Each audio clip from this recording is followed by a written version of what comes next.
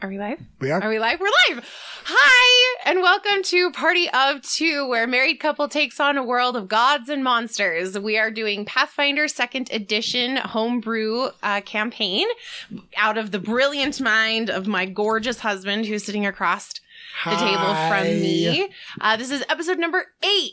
So we are definitely in the thick of it at this point. Yeah, we are thick into the story of the first arc of the Scions here in Citadel Infrac with the Hell Knights, and it's going to be, things are building. Things are definitely building to a bit of a climax, and it's going to be interesting to watch as it goes and who you punch in the face. Because you like punching people in the face. There's a box kitten somewhere, and you punch them in the face. We do have a couple of announcements tonight. You want to start with our charity? Yes. So we are partnering with the Utah Parents Center, which is an organization that helps parents with children that have autism, specifically with school and the laws and things like that. So our oldest son is autistic, which is actually how we got into Pathfinder to begin with.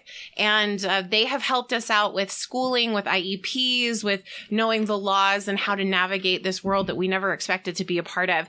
And they do it all completely for free. So they send counselors and do research and help you out, and it's all free. So we're doing a donation drive or a fundraiser. If you looked below the stream, there should be a link. Just scroll down. Just scroll a little bit down. There should be a link to donate. Please donate if you have anything. Our stretch goal is $100. It's a little baby stretch goal, so we're really excited about that. And I'm sure we'll do something cool when we hit $100. We just haven't figured it out yet. Second is when we hit 10 followers, we're giving away a set of coasters. So if you don't know anything about Twitch, first you have to get followers before you can have subscribers. So we need to increase the number of followers. There's a lot of cool things that come along with being affiliated, and we have to have 50 followers to be affiliated. We've met all the other match points, checkpoints, or whatever, except for the 50 followers. So if you have a Twitch account or you have friends that have Twitch accounts and they're not here right now, send them over. It's free to follow. It makes us feel good. Gives me all the happy feels. Yes, happy feelers. But yeah, so as soon as we hit 10, we will be randomly selecting somebody for a set of 4 coasters to send to you for free. And for those who, if you know someone, you're like, they might like this, but they don't have a Twitch account, don't want to mess with Twitch, you can also watch our videos on YouTube. We do the video on demand release on Friday mornings. VOD! That way you can watch them on Fridays when you don't want to work. When you're sitting there in the office in front of your computer and want to act like you're working, you can watch our show. I love that that's become your tagline for that. Yes. Oh, come on. I know everyone does it. I know. I don't like to work. As a web developer, I just watch stuff all day while I code, but that's true. Some people have to do other stuff and can't just watch. Also, if you want to listen, we will be releasing all the episodes on podcast. They'll have episodes 1 through 8, hopefully by this Friday. Hopefully. I know we talked about having it up last week, but we hit some technical difficulties getting the audio ripped from the earlier episodes. So those are all fixed now. So we're just putting it all through the editing process, and they should be up by Friday. So you can listen to all episodes 1 through 8 on podcasts, wherever you get your podcasts from. And with that, I think that's all of our announcements. Oh, okay. Oh, wait, no. Okay. I have an announcement. Okay, go one more. I forgot about this. My sister, my amazing sister, who knows me so freaking well, my birthday was about 2 weeks ago, and she bought me these incredible dice. They are onyx, and they are so pretty. And I just wanted to share how pretty they are. They're like true precious stone, polished beautifully. She got them from a local vendor here in Utah. And I just want to say thank you, Heather, for my beautiful D6s that I'm going to use today. I'm excited. Okay, now we can start. All right, so now we will start into tonight's play, an episode of Party of Two, the Scions. Okay.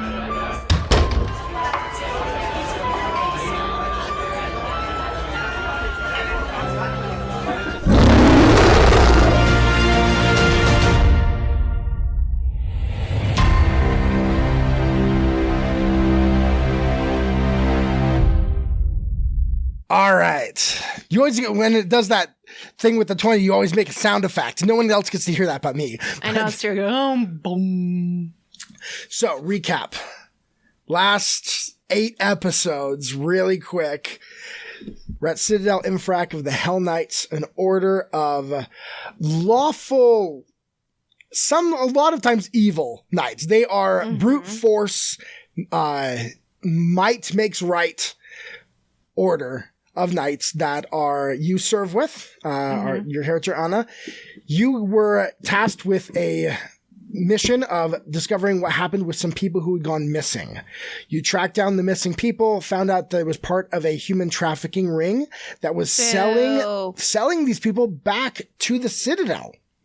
You tracked down where they were coming in from and how they were getting in, and linked it back to the science division run by Kuth Waldwin of the Council. You then snuck your way with the help of the Azimir slave of Titus, who goes by Az, because he doesn't actually have a name. You went down and snuck into the science division to discover that they had been sucking the souls out of these people and animals, trapping them into a crystal that they were using to power machines. You took the crystal. You wanted to take all of them and take all the books and burn the whole thing. Yep. You were talked out of that, but you did take one crystal filled with these souls, defeating a couple of soul-bound dolls, as well as a clockwork machine powered by one of these crystals. And now you are heading out of the science division. You and Az have actually just left, passing by the psychic creature that read just a slight bit of my character's mind. You rolled well enough. Mine was under just a slight bit. And we are heading up out of the science division. So, Andoriana, what are we going to do as we walk out of this center?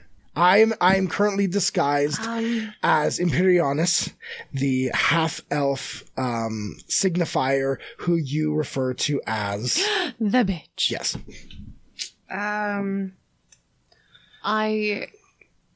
I think we need to get somewhere. So I'm going to turn to Az and say, I think we need to get somewhere safe. Somewhere they're not going to expect. Well, definitely off this floor. Of course, off this floor. Go, go, go, go, go. Okay. Like, I'm saying this as we're walking up the stairs. We're moving.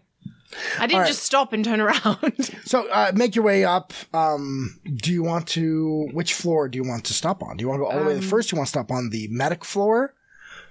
Do you want to... Where do you sleep? Where do you stay? Well, I stay in my master's. And you're getting this all into your mind through the message spell. Because he's incapable of using his bloody lips.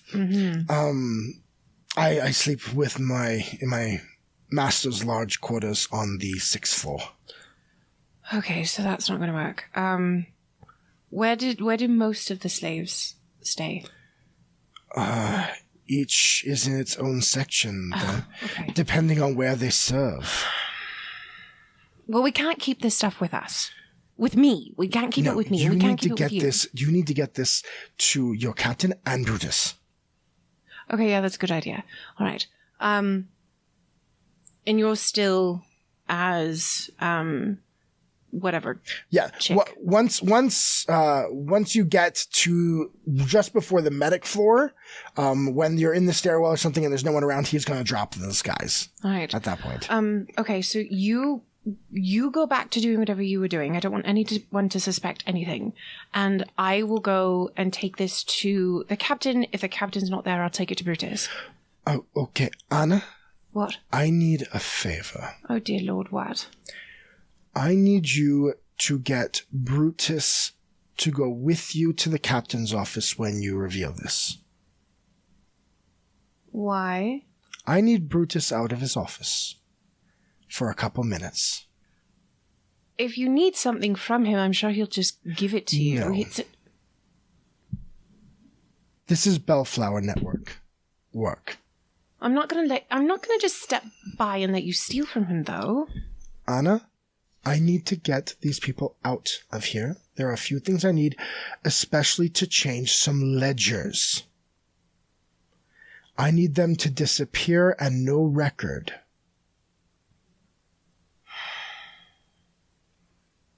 How long do you want? I only need 10 minutes. I will promise you 5. 5 will work. I'll make do. You know, I don't like lying to him, and this whole time we're walking. You don't have to lie to him. Simply say that you need him to come with you to the captain's office because you have some evidence. Have you not noticed that I'm not very good at subterfuge? There's no subterfuge there. Yes, there is, because I know that there's another reason why he's getting out of the office. Wouldn't it be best to talk to them both at the same time? Yes. Would it not be best to have everyone in one room so no information leaks out? They can decide what's the best thing to do with that thing you have. What is this thing that you have? What thing that I have? Well, we got from the science division. You don't know what it is? I know it powered the machines. Didn't you touch it? No. Only you touched it. I'm gonna kind of look around. Are we alone in the stairwell? Roll a perception check. First roll of the night. It's a natural 20. Okay. As you're walking up, you do see a couple of people. You know, as they're moving around, there are knights at the bottoms of each stairwell. But you wait until a moment when no one else is around and you are secluded. Okay.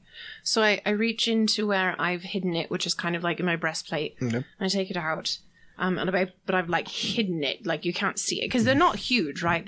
They're like smaller.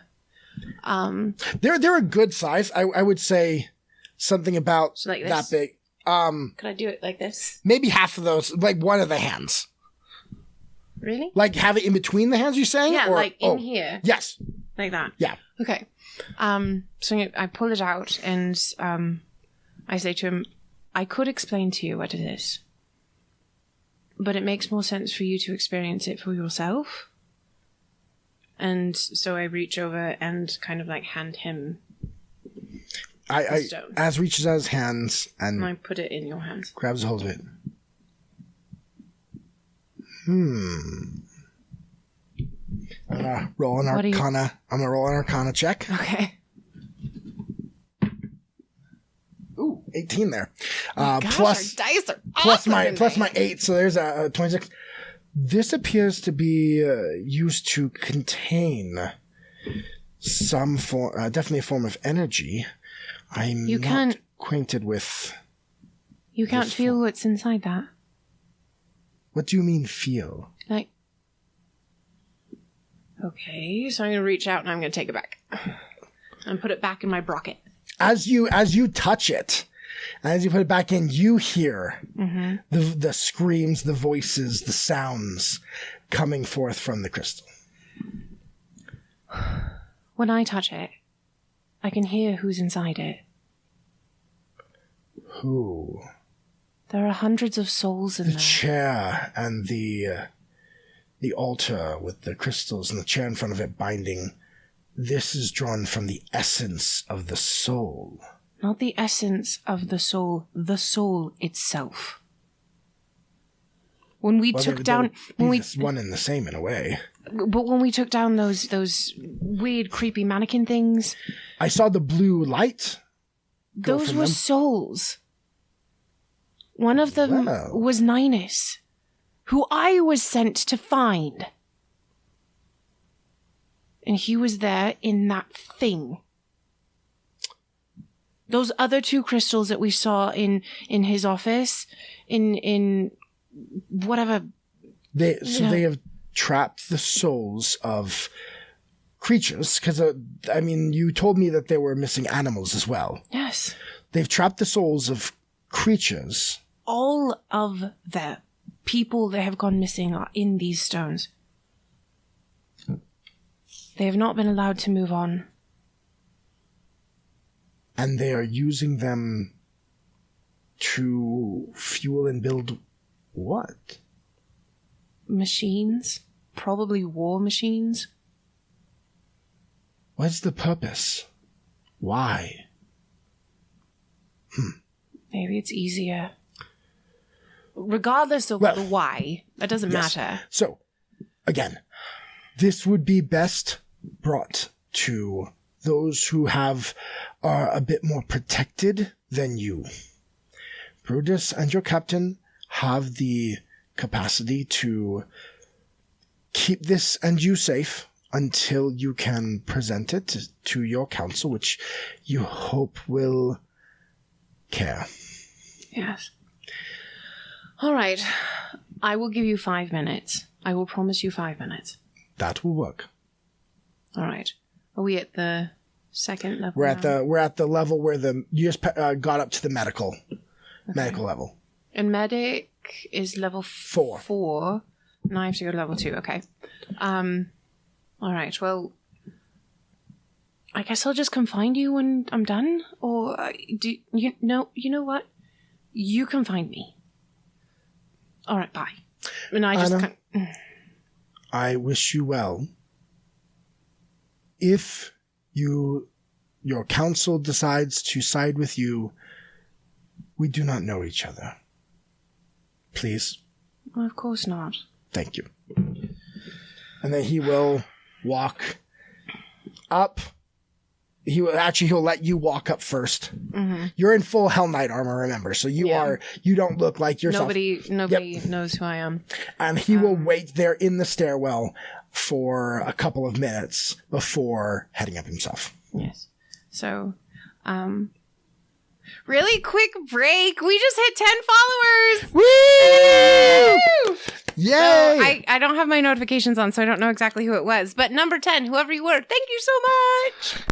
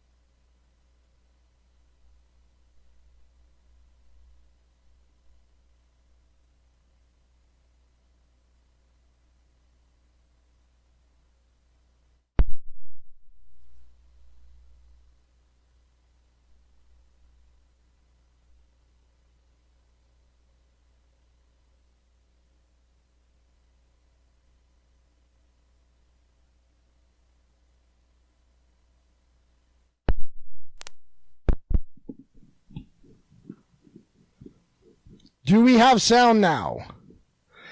Do we have sound? Okay, if you are in the chat, please tell me if you have sound.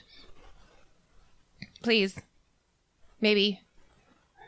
I think I can hear us from... Okay. All right. I think Mom, that wasn't the chat. That was text messages. Okay. We apparently, I bumped with my foot the power plug for the mixer. Oh, sad. Okay. Okay, so you had just So given... I just given Brutus the crystal, the gem, and he picked it up, and he didn't have a reaction. What is this? Okay, so okay. When we figured out who it was from, I decided to do a little investigating, and I went down to the science division and took this.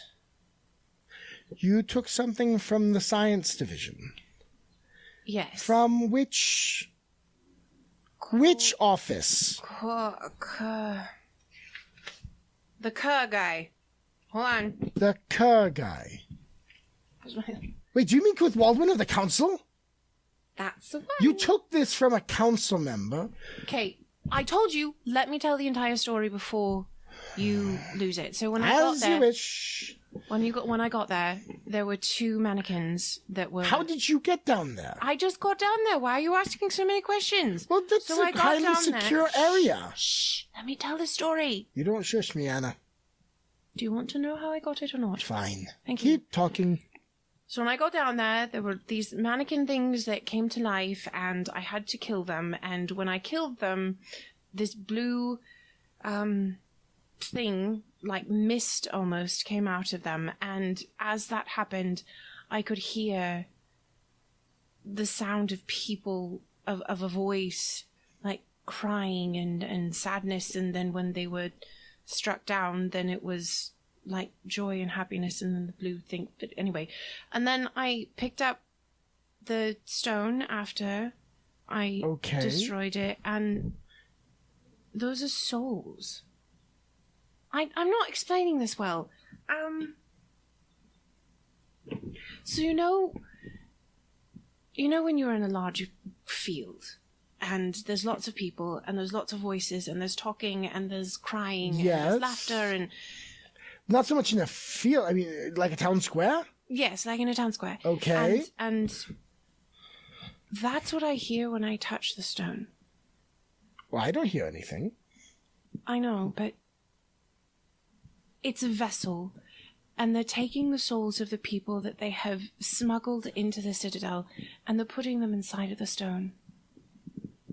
Roll a diplomacy check.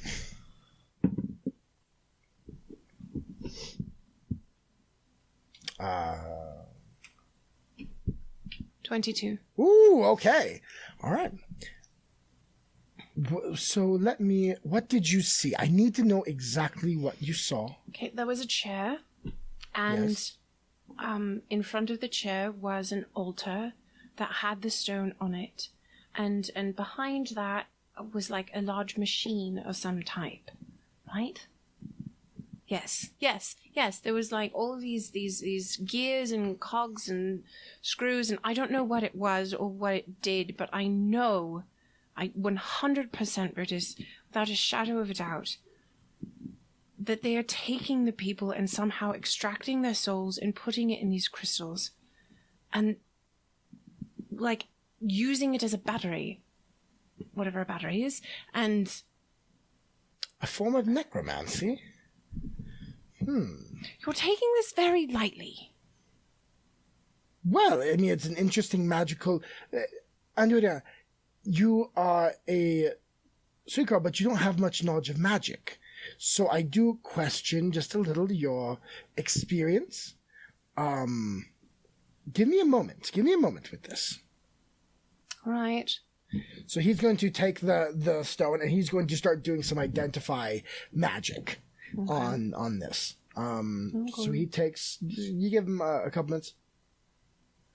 Well, I do sense this is meant to capture necromantic energy or souls, life force from a living creature. So there was more than one of these down there. There was at least 3 that I saw. And your deduction is that the people that went missing, that we have tracked back to the science division, that this is what they were used for. I have a very, very reliable source to verify certain facts, and yes. Well, then... we need to take this to Captain Trionis. Well, I imagine I should keep this. We need to take this back to Captain Trionis, because she's the one gathering all of the evidence and the information. Well, I can call her here. We should probably go there. Roll a diplomacy check. 16. The main reason why is we need everything together in one place, and I really don't see Captain Trionis being willing to bring the other things to us. Well, if I ask her to, she will. I am her commanding officer in a way. I know, but you know her. Nobody's going to think anything of you going to speak with her, but of her coming down here, where she never comes... She comes down all the time. Her students have class down here. Okay, fine. If you want it that badly, I guess I can go up there. It's not a problem. I just think it's probably better. Well, so why are we going up there? I'm a little confused. We're going up there to take the stone and whatever other evidence you might have, so that we can have it all together, because she's going to have to be the one to go to the council. I can't. Well, or I would. Sure, you could as well. That's totally fine. But I think we need to get up to her and sit down and have a conversation, all three of us, about what's happening. Well, and it's probably best no one knows you were here. Okay, it's true. And nobody does know, because I had the helmet on. Nobody knows I came through the door.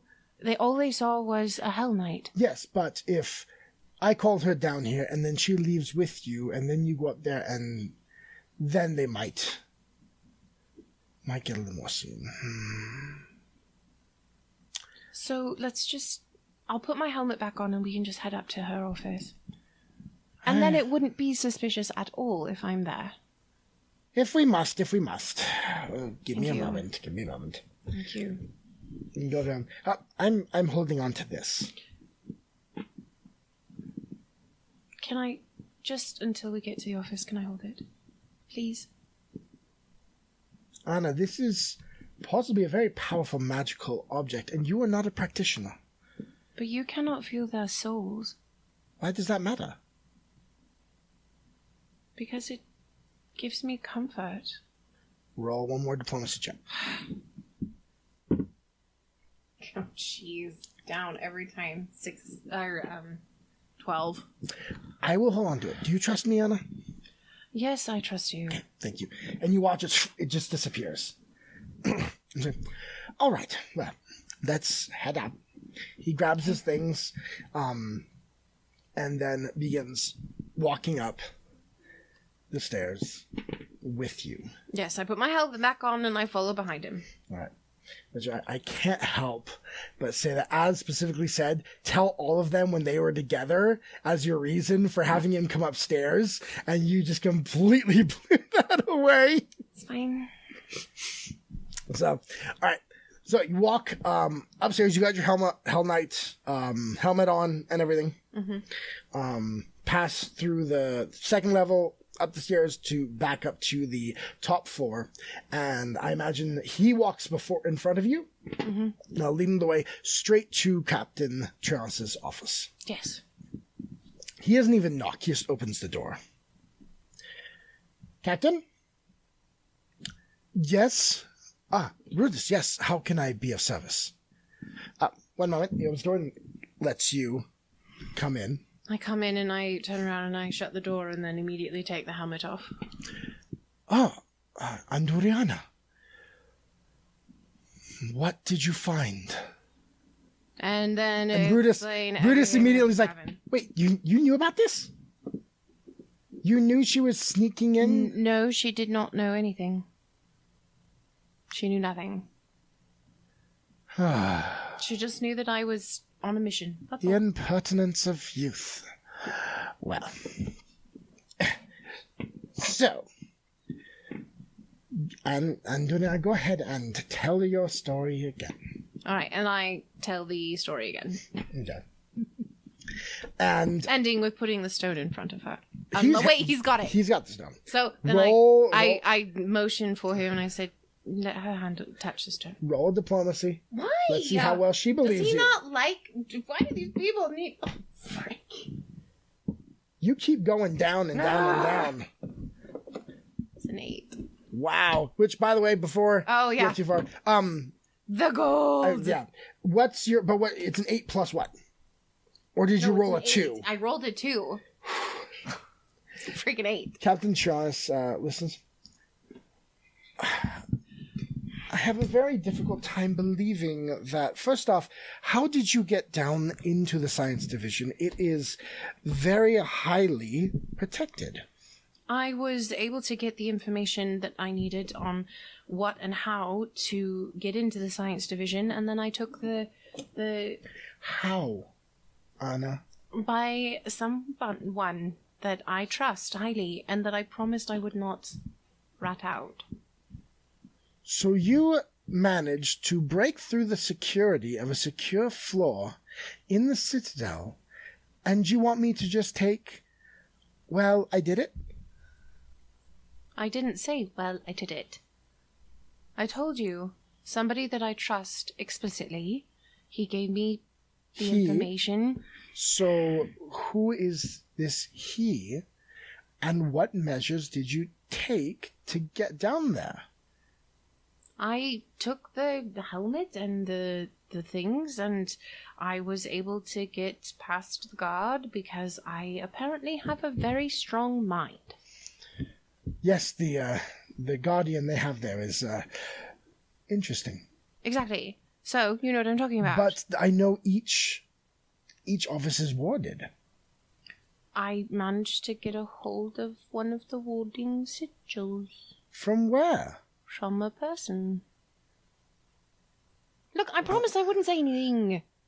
I can't break that trust. And Oriana, I need to know everything if I'm going to make a case. I can't tell you who it was. Roll maybe different dice or something, because that dice keeps rolling lower and lower and lower every time. 20 I guess you had a 2, so it can't go much lower. Come on, baby. Come on, baby. What am I rolling? This is a diplomacy. Again? Yeah, well, you're trying to convince them. You got a 1. No. You got another 2. I got 3. You got 3. Oh, frick. So it's 9. I got 9. 9. Anna, I need to know what... So you got through the wards. How did you get through the wards? I told you. Who I did had the sigils. Who did you get it from? A person. Look, my integrity is pretty much the only thing that we're counting on here. Yes, but... And if I tell you after I promised this individual that I wouldn't say who they were and jeopardize their lives... But when I go to the matter? council will not trust your integrity. No, they'll trust you. And if you can trust me, then you'll know the information is good. Look, I almost lost my life in there. Brutus, what do you think of this? And Brutus will look at her. Well, I am troubled that she managed to get through the wards and into the science division, and she did not mention it was Kuth Waldwin's office himself. There's, of course... Of course. I didn't take anything from Kuth Waldwin's office. It was in a laboratory to the side. Anyone could have taken it. So his lab. Yes, from his lab. Anybody could have taken it. But I did see that there were 2 other crystals in Kuth Waldwin's office, as well as an incantation book, which is, I'm assuming, how they're doing all of this to begin with. What do you think of the item, Brutus? Well, I will need more study, but from what I see, it could be used exactly as she describes. So back to the captain says, so your analysis is that they kidnap these people to then drain their souls and use those souls to power some mechanical machines, some mechanical objects. Yes. And is it not sound out of character for the Hell Knight? It depends on the reason they do it. But it doesn't sound like something they wouldn't do. Well, no. I mean, if for the big question that we don't know the answer to is why. I mean, I can bring this to the council. This is enough to get answers. But unless we know that their reasoning goes against Hell Knights, the order or its a new mandates, arcane power source? Yes, which might be very useful to the order. Yes, but at the cost of human lives? No, we aren't a charity organization. We bring about order. But we're also not kidnappers and smugglers. We're not murderers. Order without mercy, that's totally fine. But kidnapping people from the city, bringing them into the citadel, strapping them to a chair, and murdering them is not order. I will say the methods for at least the experimentation, I can say, are less than lawful. And that's why I say we can bring this to the council. I think that we have what we need, but without knowing the reason, I question what the reasoning is and what their excuse will be. But we have what we need to complete our investigation, and I can present this to the council day after tomorrow is the day. Right. Is this enough to stop them? That will depend on the council. I am not the judge. I am the captain.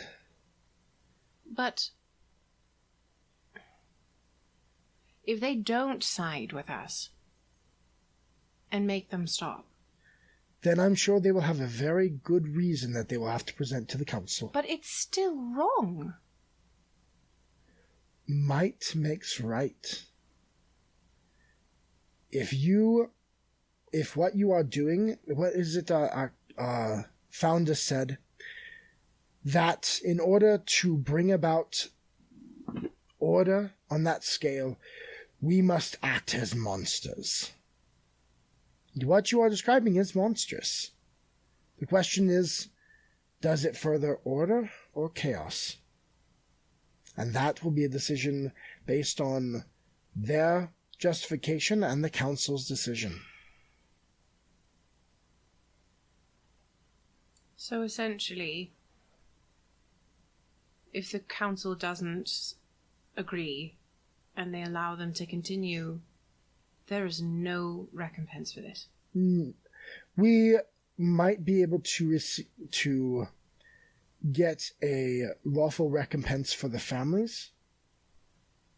A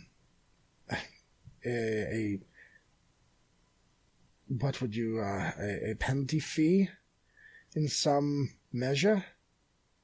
But if the council views that these experiments are in line with Hell Knight objectives, then we will continue to pursue them. The children who have families that were taken. Yes. You think their parents will be totally fine with a bit of coin? I do not care what their parents need if it brings about order, Anna. We are Hell Knights. Have you learned nothing in all your time here? Yes, but this perpetuates an idea. We are order on a scale. If a couple people get hurt, if families get broken up, but it brings about order, then that is the cost. But when those families became angry enough and rise against the government, as they did in Ravenel. Then we slam them down. Like they did in Ravenel, which is now its own country. A couple people in the town is a very different situation than a country, led by government officials and so on and so forth. A few people become more than a few, very quickly, if they're brutalized. Anna? All right. If you will not let this I'll let it go. And Anna, if the council does rule in favor of these experiments, you are going to have to accept that.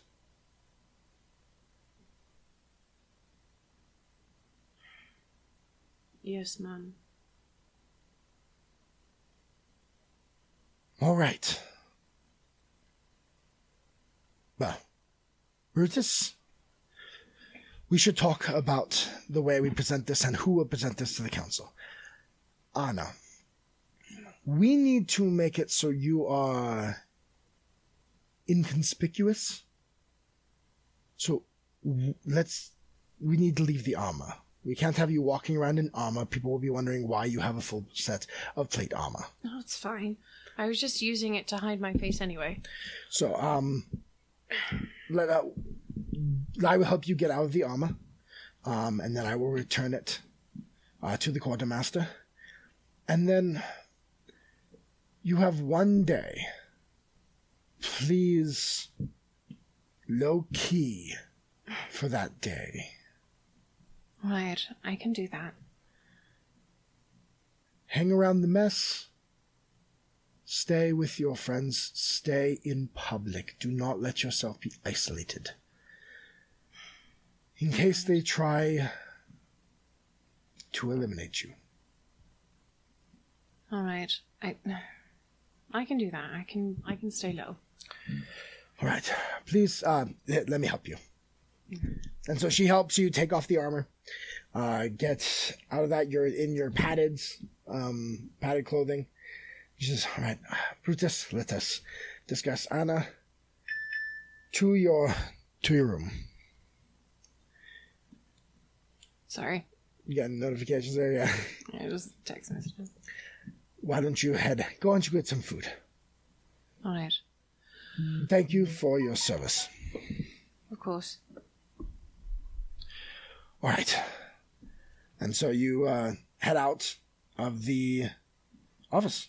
Yep, and slightly deflated and physically and emotionally kind of brutalized at this point. I'm going to go not all that hungry, so I'm just going to go back to the dormitory or the barracks and just go sit for a while on the bed and read whatever books I have. As you start walking into the mess, suddenly you get grabbed from behind. Where did you go? Where have you been? Oh, God. Stella, I'm so sorry. Where did you go? I'm so sorry. You were supposed to be down there with me, and then you're nowhere. And I check everywhere, and everyone's asking me, where's Andoriana? Wait. Who was asking you where Andoriana was? The medical team. You're supposed to be helping down there. You watched one patient. I did more than one patient. I did a whole bunch of patients, and then I did that one that was in a coma and should stay in a coma for the rest of his life. Actually, you did all the bedpans, and then you watched a single patient before you went up to go stop. Because I followed what's his face around, and we did a whole bunch. Yeah, the bedpans. We did more than that. Go back and watch it again. We did more than that. No, I'm sorry. I know. I got called away to do something, and I apologize. Where did you go? I had to go take care of something very urgent. Wait, is everything okay? Honestly, no, but there's nothing I can do about it. It has to do with the people that were missing in the city, and There's an update on the case? What is it? Captain Trionis has found some additional evidence and is going to be presenting it to the council, so that's kind of what I was doing. I was trying to secure the rest of the evidence for her. By yourself? I know it was risky. I didn't want to get anyone involved who didn't need to be. I didn't want you to get in trouble. I'm in the investigation. She asked us both. I know, but I was afraid that if I grabbed you and took you with me, then you could get hurt and then we'd both be in trouble versus just me being in trouble. So wait, you're in trouble? Oh, no, I'm not in trouble. Oh, gosh. So you're not in trouble? I'm not in trouble. But if there was a possibility that I was going to be in trouble, I didn't want you to also be in trouble. Like, let's just drop it. So, go ahead and roll. For what? See how persuasive you are. Another 2? No, 9. Hey! 15. 15. She looks at you. Slightly downcast. I thought we were a team. We are a team. And part of being a team means that we look out for each other. And in this instance, I was looking out for you. A team means we do stuff together. Don't leave me behind just because you want to go off and do something. I didn't want to go off and do something. Trust me, I did not want to do what I had to do. I was trying to protect you. Are you hungry? No, not at all. I'm hungry. Let's go get some food. All right. Hey, Stella, look. You are my sister. You know that. I love you. I wouldn't keep you out of something just because I wanted to go. It's not. We are Hell Knights together, Anna. It's not your place to protect me. And she walks in to the mess hall. I follow behind her, slightly dragging my feet, because I really don't want to eat anything. You sit down, she grabs some food and some drink, and she sits down. Do you just sit by her? Do you... Yes, I mean, I'll go sit by her. I'll get just a glass of water or some ale or something and just sit down with her. It's a pretty quiet meal. She doesn't really talk. She sits there, eats her food, drinks her drink. Stony, awkward silence of somebody who's angry at you. Pretty much. You're getting the cold shoulder. And I'll look at her and say, "There's one thing I'm very sad you missed." What's that? I punched Leto in the face. Wait, so you left me and didn't let me be there. That wasn't originally a part of... When you punched Leto and... It was... Are you going to get in trouble for this? Probably. But I had to, so that's good. And he was being smarmy, as normal, and I wasn't able to control myself, so I punched him in the face. You have a pencil hanging from your hair. That's fine.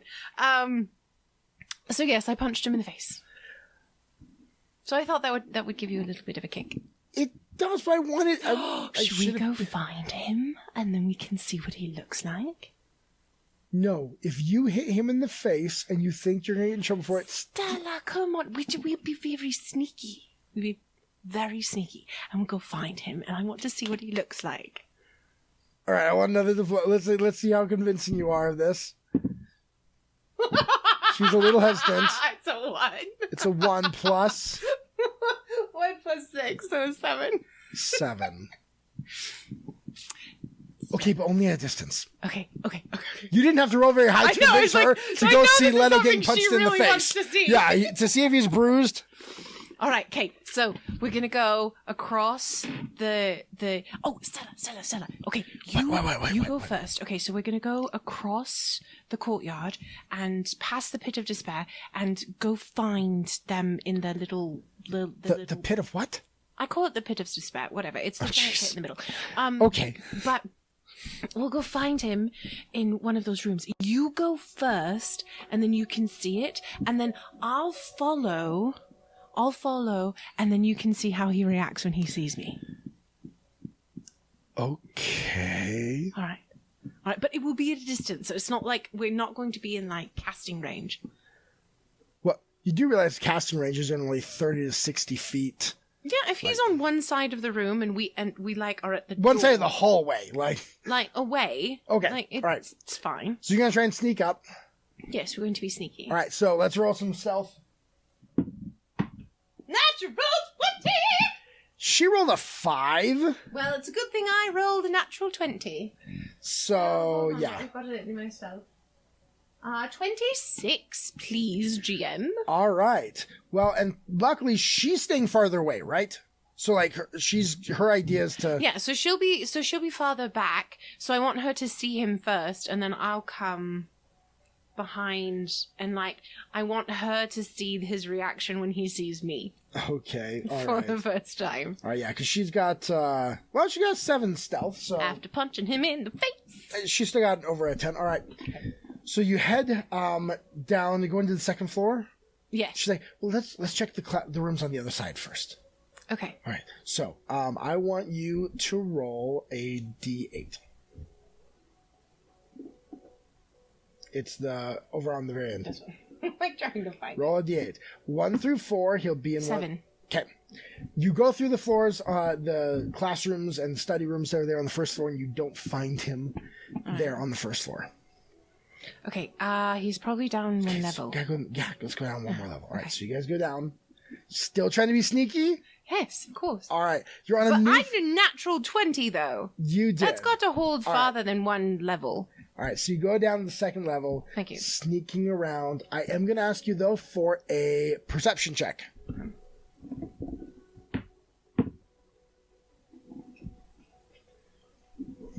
What's perception? You got a 9? It's 7. Yeah, proficiency plus wisdom. I have 0 wisdom. Mm-hmm. And level 4, 5, 6, 7. 6. 6. So 6 plus your wisdom, so... Oh, it's 7. So 7. Okay. Oh, you're an expert. Yeah. So it's 4. So you should be 8. You didn't update it with new level. Oh, okay. So then it is 12. No. 14. Okay. She got a 25. Okay. So together, you help each other be a little sneaky. Luckily, you got out of your armor, because that would have clanked around like crazy. Yeah. So you go around, sneak around, and you do see him there across the center area, standing there talking with a couple of other Hell Knights. I'm going to assume, just because this is fun, that I have clothing that I'm wearing that has a hood. And so I flip the hood up. Okay. Will that be okay? So he Sure. can't see my brilliant red hair. I'm just not sure where you got this, but I'll say you got it. Okay, thank you. All right. All right, so I have a hood. I've got it flipped Yeah, the hood up. it flipped up. So you can't see. It's And me. Stella's going to stand up. No, but like Stella, like you can see him. Yeah, she can see him. So you can see him. Okay. Be like. Okay, go, we got that. So, but what does that look like? Because we can see him now. So, I'm going to ask you to roll a d6. Roll a d6. Oh, a D6. 6. Just roll 6. He has 1. a large bruise on his cheek that is fading. It's a fading bruise. But it's like a big black eye. A black eye after a couple of days. It hasn't been that long. It was this morning. You have magic healers, and one of them has a crush on him. Oh, that's If you true. rolled Yeah. a 4 to 6, there would have been no sign. Oh, jeez. All right. Well, there's still sign. Okay. So she can see him. She can see him. She can tell. I mean, it's kind of like how that bruise it starts to get that yellow, greenish color after a couple of days. He's got some of that. Do I know any of the Hell Knights that are with him? They're signifiers. Oh, they're not. He's not hanging out with Hell Knights. He's hanging out with signifiers. He's not hanging out with the fighters. Okay. No. Is he by anything? Do you want to go around and shut that window? For our listeners, we got a window open right over here. We're letting some cool air in, and the wind is deciding to rattle it. So we're shutting that thing. Okay. It's freaking me out. Okay. So, there are tables in this area. This is an open area, kind of study area for this. So are there books, like, along the wall? Not on the walls. Those are in the rooms, but there's a lot of books on the tables. Okay. So I'm going to walk in to the area that he is, and I'm going to go close enough so that I know he has perceived that I'm there, but not that he knows, like, who I am. Okay. And then as soon as I'm close enough that I can look up and catch his attention, I'm going to look at him and catch his eye, and then I'm going to reach down and grab a book, and without looking away, I'm just going to smile and turn around and then walk back to Stella.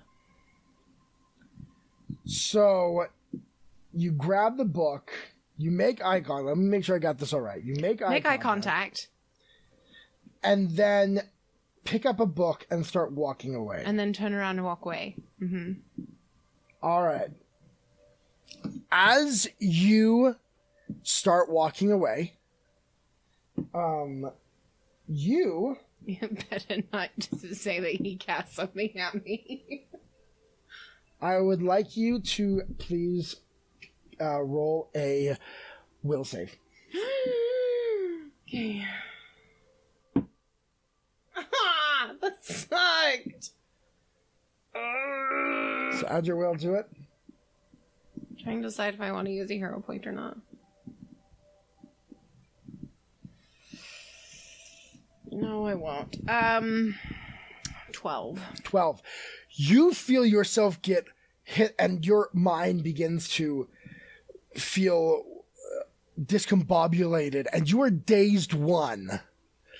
Or stunned. You find yourself stunned as he casts daze on you. You do feel, I'm gonna, real quick. And Stella doesn't realize why you stopped walking. And so you find yourself, with being dazed. Let me double check, what this effect will do on you. I'm flat-footed. You can't act. A stun value indicates how many total actions you lose. Each time you regain actions, reduce the total number. So you are limited in the number of movements you can make. So you're still able to walk, but it's slowed. It's as if you got whacked in the head and now are having a little dizzy as you walk. Can I do lay on hands on myself and fix it? No, you don't have the ability to get rid of a condition right now. All right. So as you're doing this, suddenly you hear a voice. After a minute, you hear footsteps, and then a voice behind you. Well, I just needed a book, Leto. You decided to come down and see your handiwork, did you? I came down to get a book. If I came just down to see my handiwork, I would have punched you again because it's not fresh enough. Oh, really? What do you think of that, boys? And you hear a couple of, other signifiers there talking around you. As you hear, suddenly you hear Stella. Anna, let's get back upstairs. Hi, Leto. What happened to your eye? Oh, she didn't tell you, did she? This one went crazy and started punching me in the hallway. Leto, it was just a misunderstanding. Can you, do something to reverse whatever the hell it is you just did to me? You do feel it doesn't last very long, but generally this only lasts, I guess, after one turn. Minute. Yeah, well, doesn't it? No. Or is it one turn? I believe this is just for one turn. Let me see. Yeah, it's just the one turn. So you regain your faculties pretty quick. Shake it off. I'm going to kind of loosen up a little bit and turn around and look at him and say, do you really want to go for round 2? Oh, I would love to. Hey, everyone! This Hell Knight wants to fight a signifier. What do y'all think of that? And you watch as the whole room. You just walked into Slytherin House. How many people are in there? There's probably about 10 to 15. Okay, that's fine. There's about 10 to 15 signifiers in training and young signifiers who all turn to look at you and kind of form this group just looking and waiting. I'm going to lean forward and quiet enough that only Leto can hear what I'm saying. Mm-hmm. I'm going to lean forward and say, you know, I know what they're doing in the science division. What? I'm going to step back.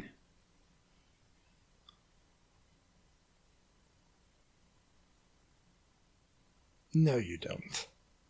Really? Roll deception. You don't have any deception. I'm not deceiving him. I do know. This isn't deception. All right. Let's see if he believes you. Okay. Do you want me to roll? Another, diplomacy. You gotta see how convincing are you. You're gonna use it on this, on the opinions of the stupid. Because this could get me out of a fight. 25. How? That's for me to know. But I do know. And if you ever want to know, you will back off. Right now. I can find out because I work there. Yes, and that's gone so well for you at this point. I remember I'm only talking close enough that... Are you trying to intimidate? Kind of. But at the same time, not. I'm trying to pique his interest while at the same time being slightly intimidating. All right.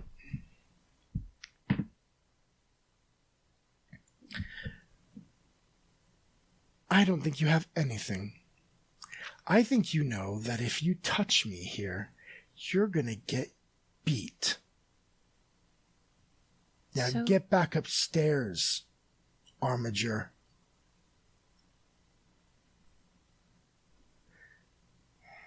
So he did roll an intimidation check. And I closed the computer, which had the stats that I randomly pulled up for this. I'm just gonna use my better senses. And I really don't feel like causing a huge fight right now. All right. There wasn't a box of kittens there? There was not a box of kittens, so we did not hit anyone in the face. All right. So I'm going to turn around and head back to Stella and just kind of knock my head and be like, all right, let's go. Okay, that was not a good idea.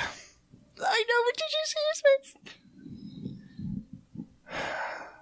And before then, I'm sure it was like big and purple, and like half of his face was probably covered because I walloped him really good.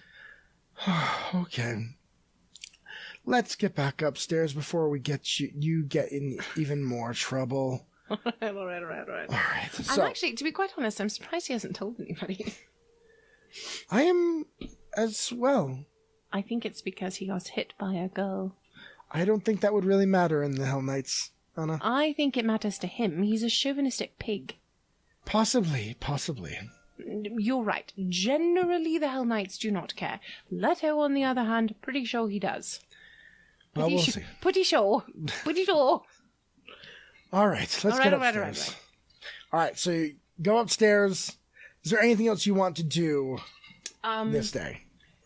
Yes. So knowing that it's going to be brought to bear quickly, that I have not done my reckonings for a couple of days. That is correct. I was just thinking about that. I am going to go grab the little dagger and I'm going to look at Stella and as I head out the door, I'm just going to tell her I'm going to go do my reckonings. But as I head out the door, I'm going to remember what the captain said about not being alone. Yes. And instead of doing my normal thing where I go off on my own to do my reckonings, I'm going to come back and I'm going to sit down on my cot. And how many people are in the room right now? Generally, you're only going to find maybe five or less people actually in the bunks at this time, because again, they're cycling through all throughout. Are they mostly like all asleep, or are they like? Some are getting dressed, some are doing their stuff, some are reading in their bunks. But they're not, nobody's really paying attention to me. Right. So I'm going to turn then and face the wall, so that, like, for sure, nobody's looking at like my face. And I'm going to put my Nito hood back up. Oh, jeez. And I'll take out the dagger, and as I do the carvings on the shoulders and the tops of my thighs, I am going to do the same normal little prayer that I always do to Pharasma, but very, very quietly, under my breath. And so I will say, very quietly, to the God of life and death, watch over me in life and usher me in death. And then do the cuts as needed. But then I am going to try doing the touch that I had done before. All right. To see if that works. As you lay your hands upon yourself, the warm energy flows through you, and you do heal yourself for 12 points, healing any damage you just did to yourself. But it doesn't fix the scarring that was already there. Not the stuff from before you did this, no. Just from that. I look down real quickly. I see that it's not bleeding, and it looks okay. So then I very quickly get back dressed in the normal things so that they're not exposed to the world, and the world doesn't see that, yes, I did them, but I healed myself. Yep. So from a game mechanic standpoint, you can do that as many times a day, but you do it once, and then you have to spend 10 minutes focusing on your goddess or on meditating. Yeah, meditating on or praying. But she wouldn't know that yet. To get your focus. But you as a player, that's the way that works. Yeah. Like me, I know, but she doesn't know that that's what she has to do yet to get that back. Sure. I mean, I'm assuming she's going to figure it out. Yeah, she's going to figure it out. All right, so anything else you want to do on the day?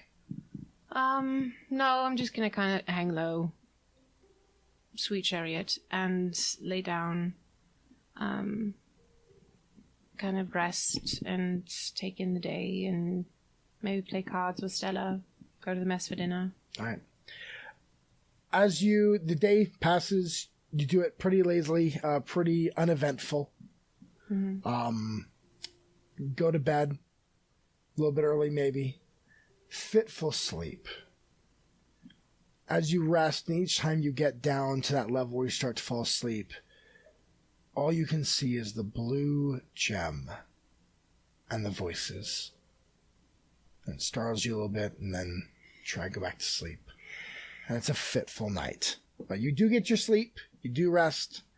I think you're at full hit points. Mm-hmm. Okay. Yeah, I'm back up to 52. And you wake up to the next day, the day before the council. So as you wake up, you've got a day pretty much free. Is there anything you want to do on this day? I would like to go to the practice areas. Okay. And do some just martial training. Just doing some drills? Mm-hmm. Just do some drills, work with my new sword, get used to the heft in my hands and whatnot. Okay. So you're out there doing your normal drills. The Hell Knights at different points, different ones come out and they're doing it as groups. Just practicing their stuff in the morning. You do see a couple of them get brought out there for actual combat training. There's different, signifiers summon demons to fight them. And your day goes just pretty uneventful like that. But about 3 hours after the start of your day, after you're out there doing that stuff. So still a little, pre-noon. Still kind of morning. Yeah, still pre-noon. You get the one of your lieutenants walks over. They're wanting, you need to go to the captain's office. You've been called there. Okay. Yeah, of course. Just me? Yeah, just you. All right. I'm assuming Stella's been with me this whole time as well. She has gone on her normal jobs for the day. Oh, okay. All right. Yes, of course. Then I sheathe the sword and I start making my way down to the captain's office. All right.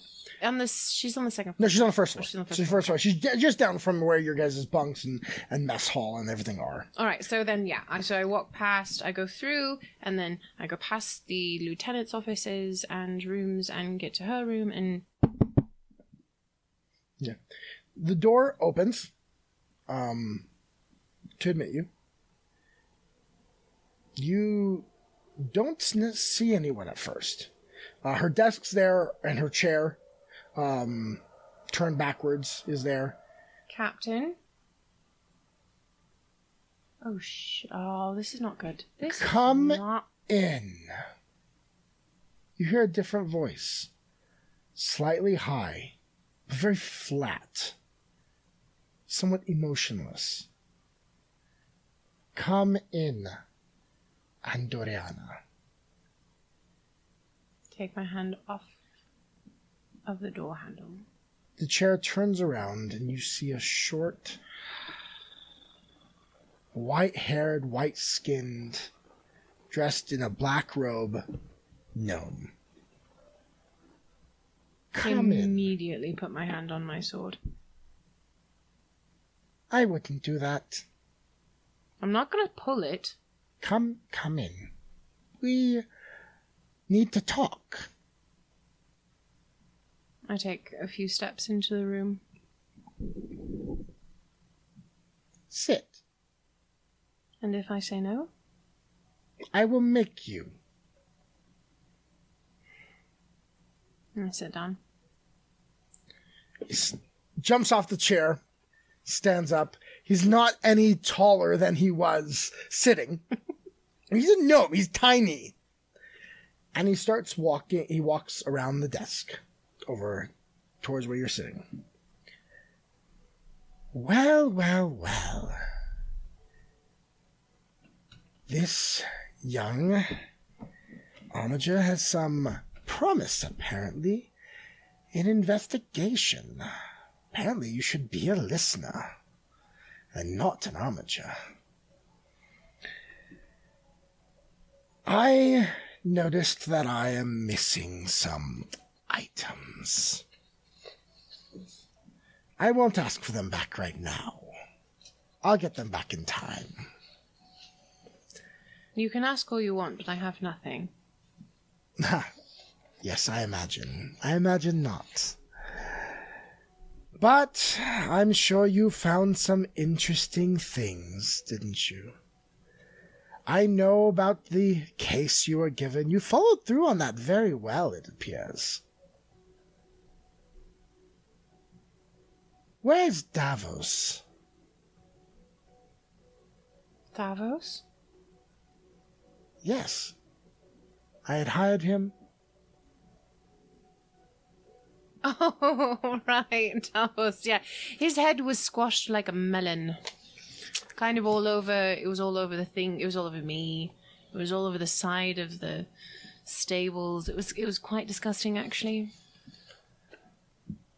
Huh. Well, he was a bit of an unsavory character, wasn't he? Well, did me a bit of a favor there.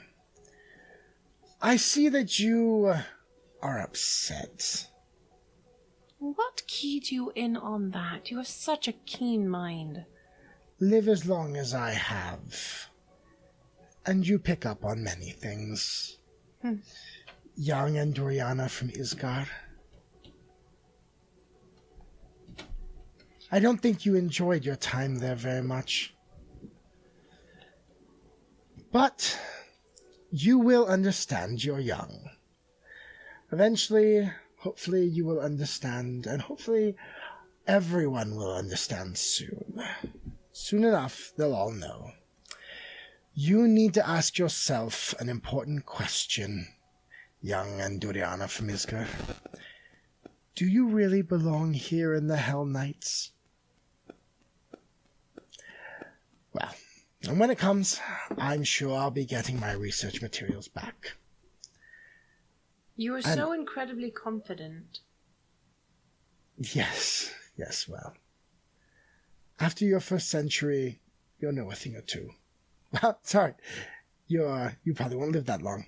Well, I will see you tomorrow, I'm sure.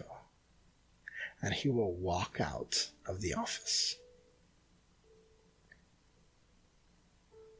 Where's the captain? What? Before he walks out the door. Mm-hmm. Where's the captain? Oh, I simply asked her for the use of her office for a short meeting. I'm sure she'll be around shortly. I'm not the bad guy, Anduriana. No, you're just a murderer. Well, how does the saying that humans use, you can't make an omelet without breaking a few eggs? And then he'll continue walking out the door and leave it open as he walks out.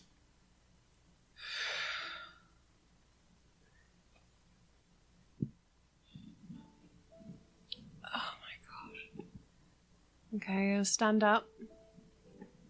Just go kind of look around the office really quickly just to make sure that he hasn't actually stuffed Captain Trionis's body somewhere. As you're searching around the office, suddenly into the door walks your captain. Anna. Oh, thank the Lord you're alive. Oh my gosh. Oh, you were the meeting. Yes, I was the meeting. Oh, well, that makes things interesting. He knows exactly who I am. He knows exactly what we have. And he doesn't seem to give one flying rat's patootie. You have to understand who we're dealing with, Andoriana. No one knows how old Cuthwaldwin is. I don't care how old he is. Or how powerful. He is doing something horrible. And in the Citadel. What exactly did he say to you? That he'd be getting all of his things back. He acted quite jolly about all of it, actually. Well, this will make tomorrow interesting. I'm sure. Captain? Yes? Do you think we're going to win this? What does winning mean to you? That they stop. They quit kidnapping people and murdering them. I think there is possible that we can get them to stop kidnapping people.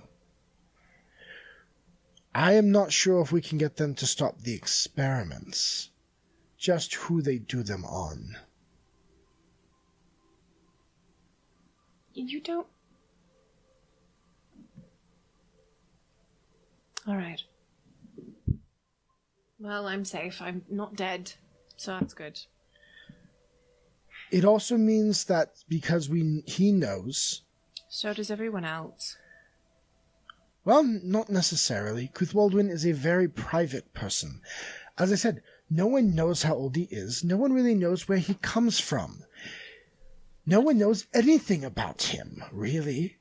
But if he isn't being sneaky about this at all, then we're going to have most of the individuals in the council are going to know about this. They have known about this. They've been complicit with this. Possibly. Brutus didn't know. So we know at least one council member did not. Aratolo will. He's supposed to be the spy network within Yes. the council. Well, the listener knows. If there's anything that you wonder if the listener knows, the listener knows. But at the end, it will be the council together that have to decide. And, more importantly, the Vicarious. Is the Vicarious going to be here? Wait, the head dude? Yes. Like... The leader of the Order of the Gate. But not the leader of... Okay. Nope. Got it. We're good. Mm-hmm. There is no overarching all orders leader in the Hell Knights. There isn't? No. There's an order, there's a leader of each order. Oh, alright. Okay, well, hopefully he cares. But as I was saying, because of this display and this action, I also don't think we have to worry about him assassinating you. Yeah, he could have killed me in this room. So I think that you can know you're safe for the moment. Yes. All right. Go. Yeah. Take a. I know that he can be unnerving. And his skin is so white, and Yes. it's like slightly it's like it almost looks like it's painted on, like, and that's just not. I know. It's just not normal. Bleachlings Like, are rare. They are very rare. It's just strange. I mean, like, I have strange skin, and I know that. Slightly lavender in the sun, but he's like, it's creepy. Yes. Well, please keep his creepiness to yourself. It is a bit insulting. And I wouldn't tell anybody. I mean, just you. Okay, Anna. Well, do as you will today. The day is yours. Tomorrow's a big day. Yes, ma'am. All right. So I will go to... So, yeah, you've got the day. Yep, I am going to finish out my little training session, which now kind of seems useless and pointless and stupid. Can't quite put the energy to it. Not really. I'm not. The gumption isn't there any longer. And I guess I'll just hang out. Just wait out the day. All right. So you wait out the day, just kind of getting by. Go to sleep. Mm-hmm. I'm going to ask you to roll me a d20. That's 13. You managed to sleep okay. That's a surprise. So I was doing a below 10, you barely sleep at all. Above 10, you managed to pull off some sleep. A little bit. You're emotionally A little exhausted bit. by the end of the day. I'll put it that way. You're emotionally exhausted by the end of the day. So I basically pass out. Yeah. Basically, you pass out. The night passes. No dreams this time. That's good. As you wake up in the morning, the day of the council meeting. Anything you want to do before a council meet starts? It happens pretty early. Hell nights start early in the day. I would like to take a very short break so that I can go to the restroom. All right, this is actually a great time for our break. So we're going to take a quick break. 5 minutes, guys. 5 minutes. 5 minutes. And then we will be back to see what happens in the council meeting. Hang around, chat in the chat if you want to chat. We'll be right back. And yep. See you then.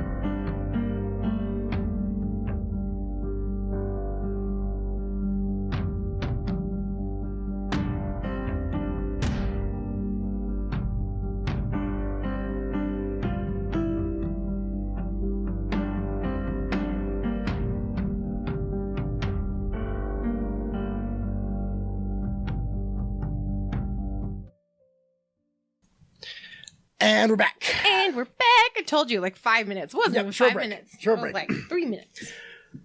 Because it is the morning of the council meeting. Everything has led up to this day. You did your investigation. Now we see what comes.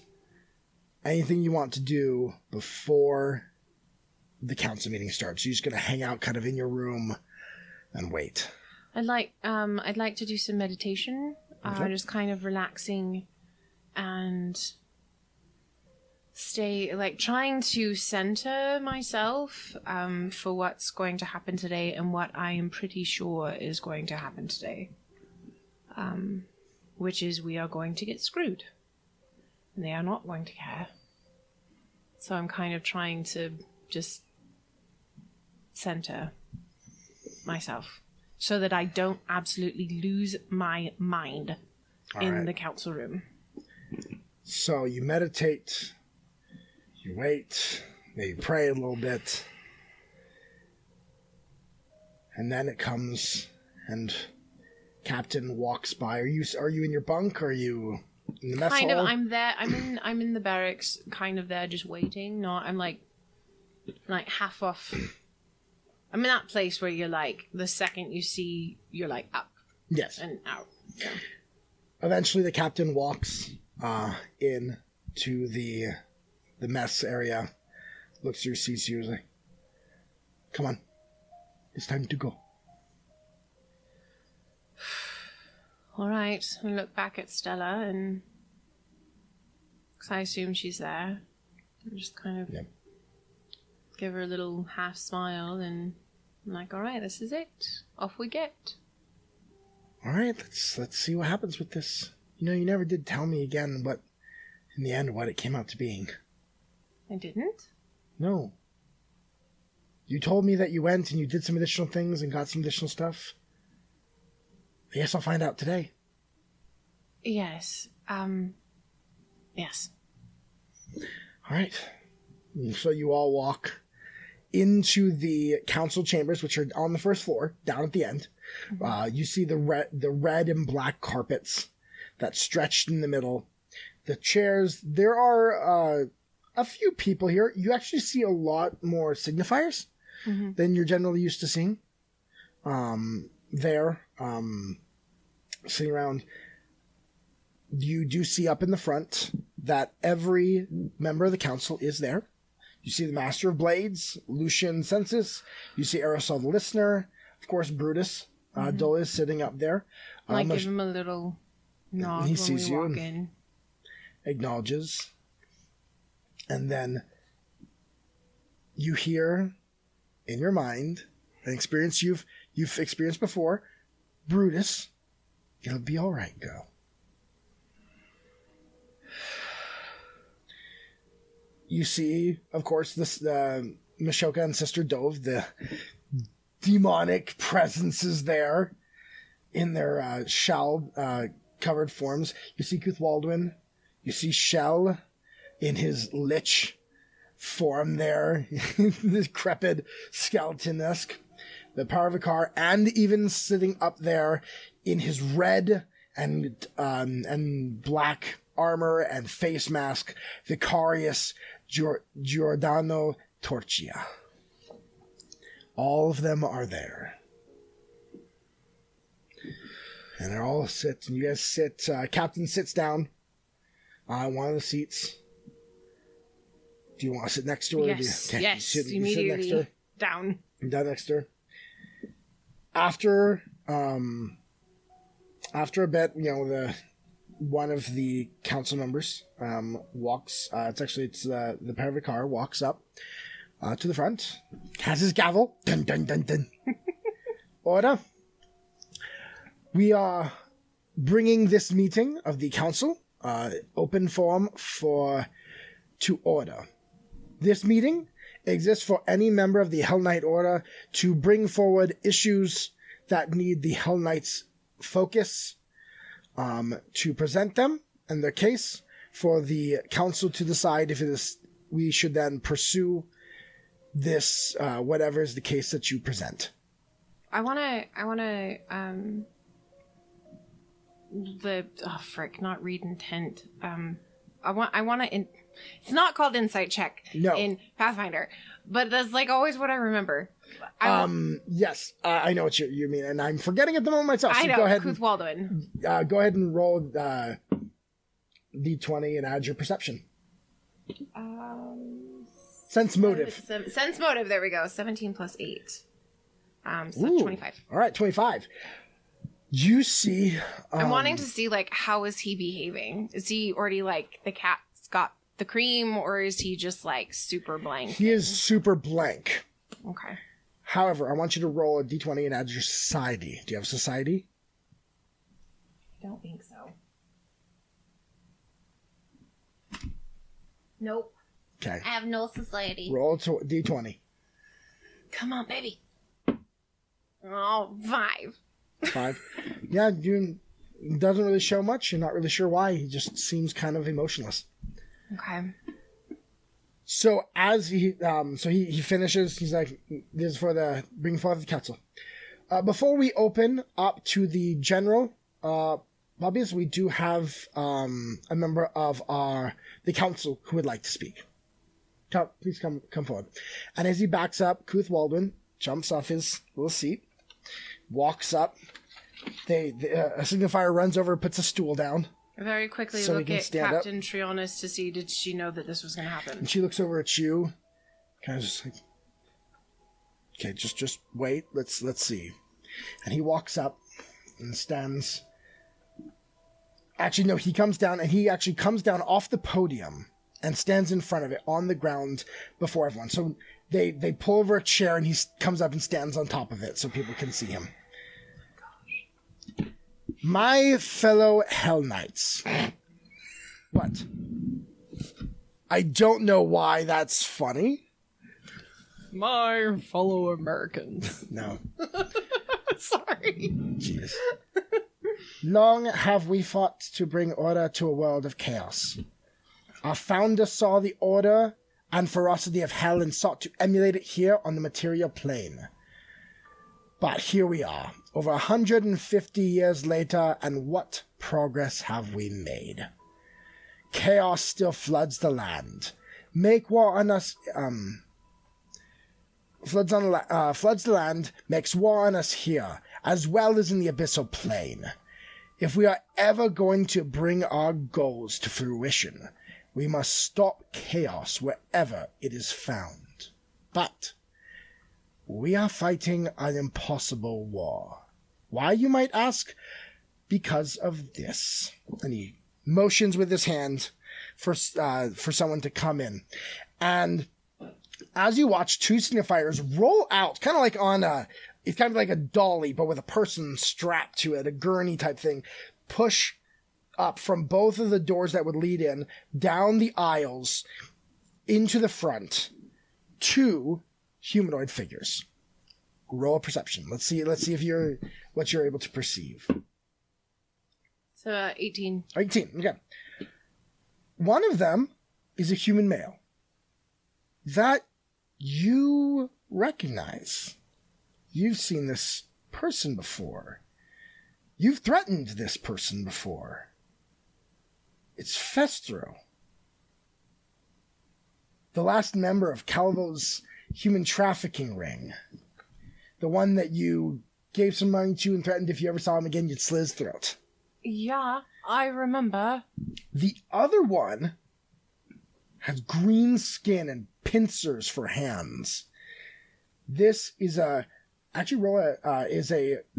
let's roll a recall knowledge. Religion is what you'd add, or underworld lore, or abyssal lore. No, those 2 are the same. 18. 18, okay.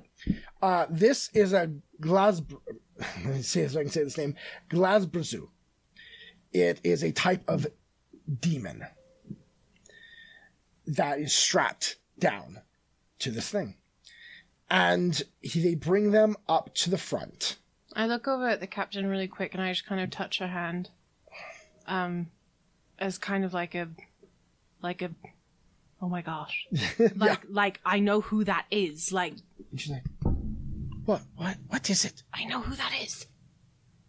The demon? Not the demon, the person. The man. Where? He was a part of the smuggling ring. Oh, and as you're talking, Kuthwaldwin continues, again, with both of these up in the front. This man has been a criminal most of his life. His life is filled with deception and deceit. So let us say we execute him for his crimes. What happens? His soul is sent by Pharasma to the abyss, where it becomes one of these. And he motions to the demon next to him, a treachery demon. And now in this new and more powerful form, he continues to bring chaos to our world and to the great beyond. But what if that were not the case? What if these souls of chaos could be forged, like the very hell forge of the armies of hell that we emulate? What if their souls could be bound to serve under order instead of chaos? At these words, he places his crystal around his neck. He pulls out his amulet, which holds a now you recognize blue crystal, and brings out and then places his hands on both the heads of both of these creatures and begins to incant a spell in an unknown language. And his voice raises in pitch and volume, and he recites as it reaches its peak. You watch as their forms begin to shimmer with a blue light, and you hear shrieking and wailing as this blue light is pulled from both creatures and then brought in to the crystal that sits on his chest. And then it all goes silent. Both creatures falling. Am I the only one that could hear the screeching, or was that like coming from their mouths? As you look around, it was coming from their mouths, but maybe not just their mouths. You are unsure. Actually, I'll have you roll a perception check. Let's see. Let me see. 19. You rolled a 19? Yeah, so... You tell that for you heard two sets of screams. You heard their scream with their mouths, but also something that dug deeper into you. And then they lay there, and he holds his crystal up in front of him. With this, I can now forge an army from the very souls of chaos we fight against. With that army, we will bring order to this world, and then go into the very abyss and end the blood war forever. Are you with me? And as he says that, you hear all the Hell Knights around you cheer and yell out in favor of this plan he has proposed and this action he's taken. How many Hell Knights are in the room? You probably have about 20 Hell Knights in the room, plus, of course, the council in the front. I'm just going to look at the captain. The council are all sitting there, but the rank-and-file Hell Knights or signifiers all cheer with his call to raise an army that can even go end the blood war. Look at the captain. Does she look like she's going to... Like, what does she look like? She roll a perception. Natural 20. Okay. She looks mixed. She looks uncertain. You will remember that she is a worshiper of Osmodius. Mm-hmm. And so a couple of things that you would know in how the Hellforge is what forges regular human souls into devils. Mm-hmm. And so he is saying that with this they will create their own form of Hellforge or Soul Forge. Yeah. So she is very... her face looks somewhat confused, somewhat interested, intrigued, and yet wary. As soon as all of the Hell Knights have quieted down and relaxed,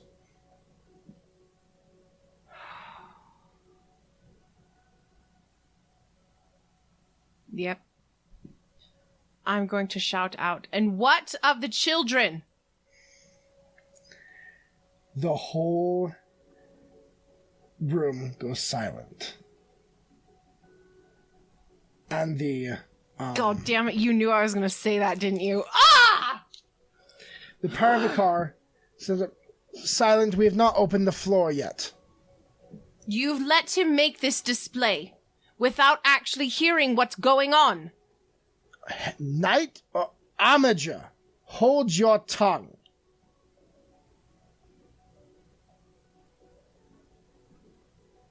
And then the captain will grab you and look at you.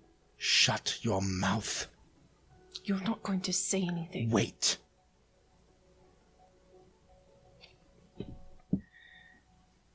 They will then wait a moment. Cuthwaldwin will look.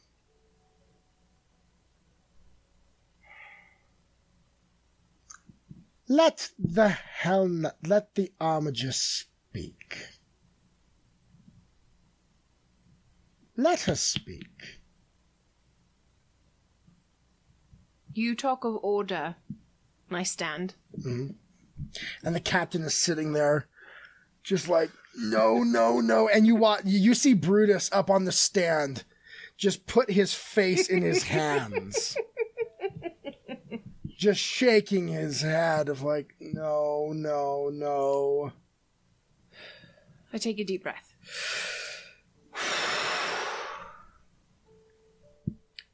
And I look at Cuthwaldwin right in the face. I say, "You speak of order,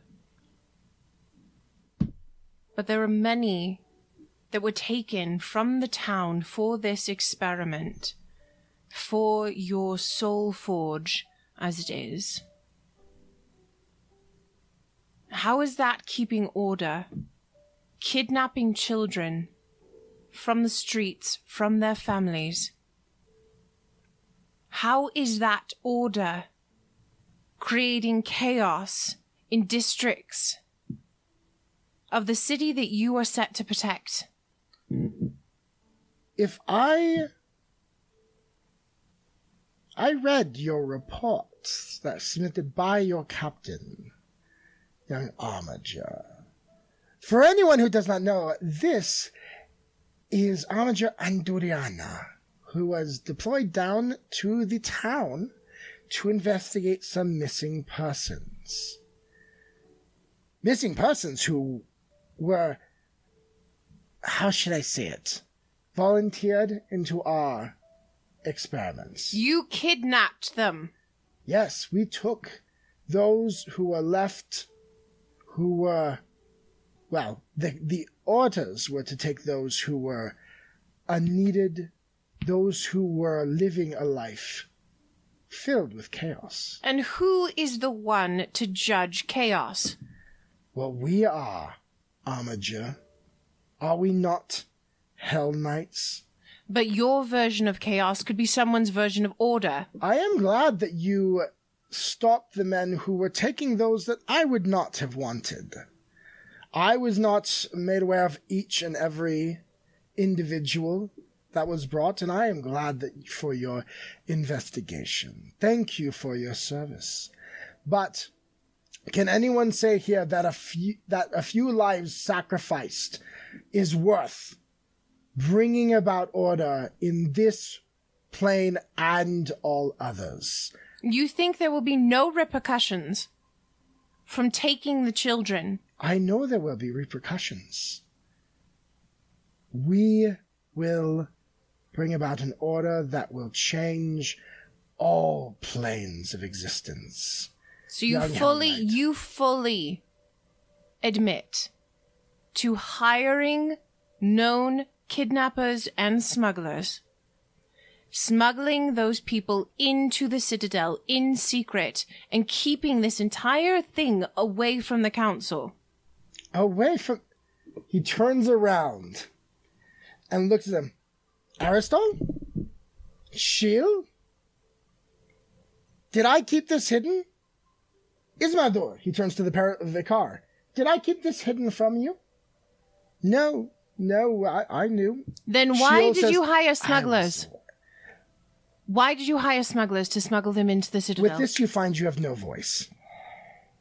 As Shiel, the Lich, looks down at you. I don't like the way this one talks. Out of turn.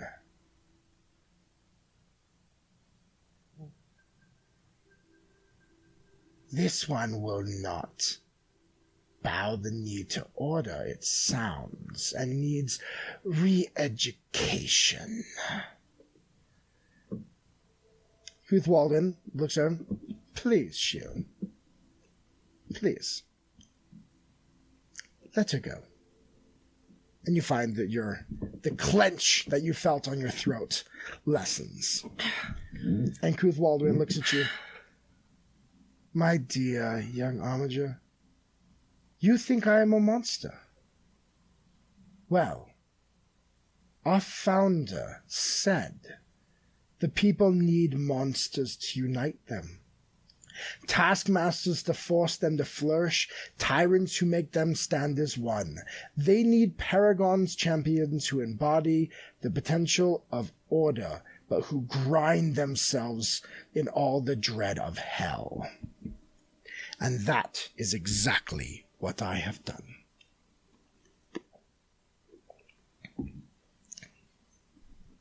Now, thank you. And we will all rise together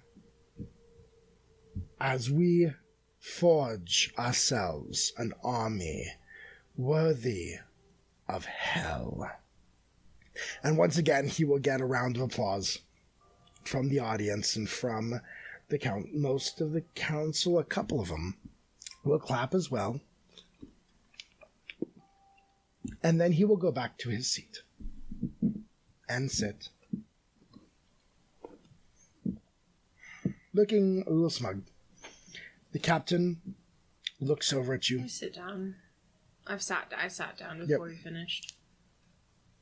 Well, you said it. And in the worst possible way, we now have nothing. We had nothing before, Captain.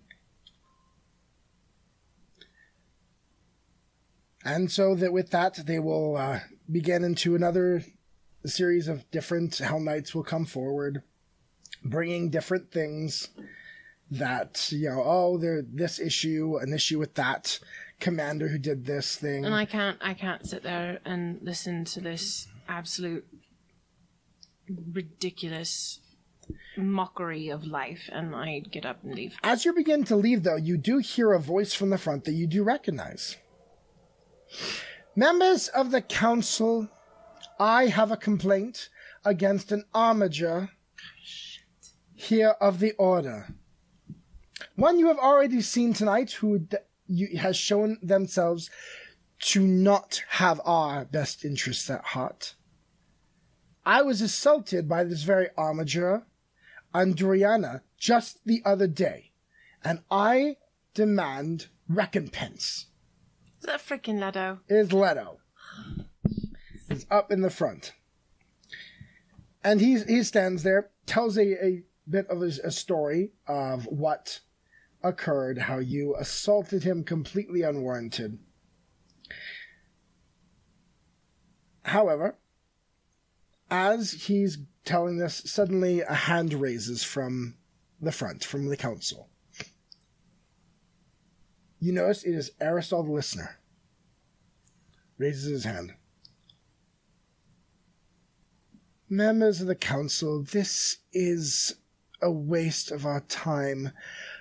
The thoughts of half the individuals in this room are thinking of how often this armiger has rebuffed his affections. A spurned lover is not a matter for the council. Take your seat, Signifier. I try very hard not to laugh out loud, but then I continue walking out the door. And Leto, dejected, sits down. But yes, I can't. I can't listen to that anymore. And so I left. All right. Where are you going to go? I'm just going to be outside the doors. All right. So you wait outside the doors. It takes a little, it goes a little bit longer. And then Captain Charles walks out herself. Wait, before it ends. Okay. Am I alone in the hallway? Roll a perception check. Okay, it's cocked. 21. 21. You do see an individual down about maybe the other side of the hallway, like a bit distance away. You see a bit of a white coat peeking out from behind a corner. I'm going to look at it for just a moment. I'm going to stealthily walk over there. Be trying to be very, very quiet without making any noise. All right, let's roll the stealth check. Natural 20. Okay, you are quiet as a mouse. Hold on. That is a 26. All right. So you walk over there, and as you begin to get close, a voice comes into your mind. That did not go as you would have hoped, I imagine. No. I now am whispering back, saying, no, it didn't. We're leaving tonight. What? Tonight? Is in order. Who do you think he said that they were not going to be kidnapping these people anymore? So who do you think they will take for the experiments? I didn't think about that. So tonight? The halfling slaves that are left will leave with me. We could really use you. Oh my god.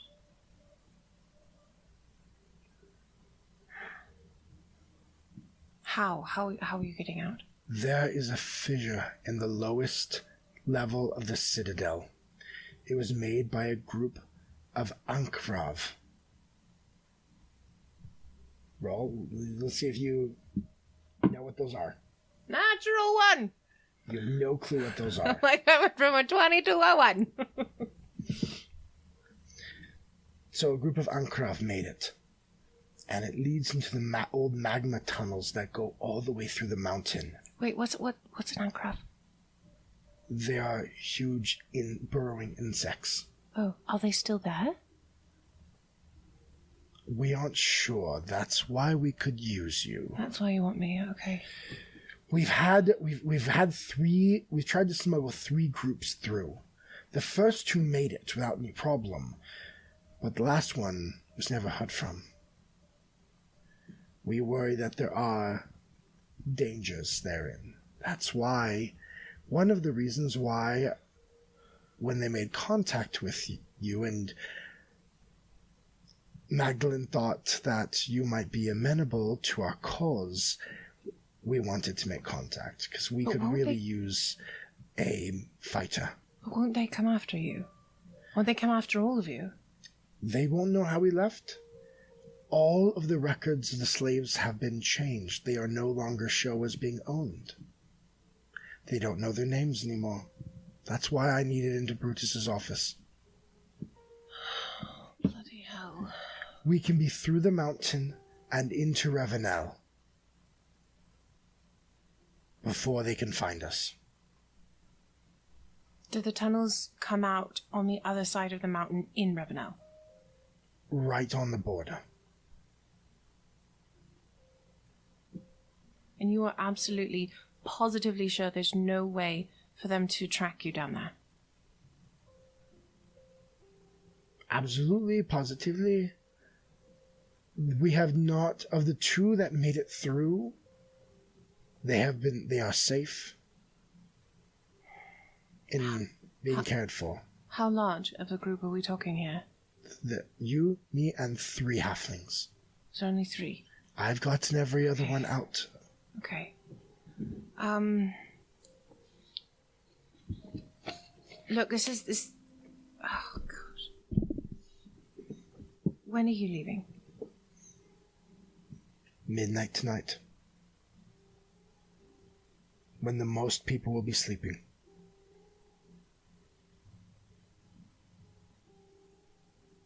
Do you think... Honestly, do you think if I stay... Do you think they'll try to kill me? I think if you stay, you will get yourself killed. Because, Anna, you can't keep your mouth shut. You will speak out. You will not be okay with what they're doing. And eventually, they will either kill you, or you will go through reprogramming, and they will magically force your submission. Or, more likely, they will rip your soul from your body and put it in an automaton.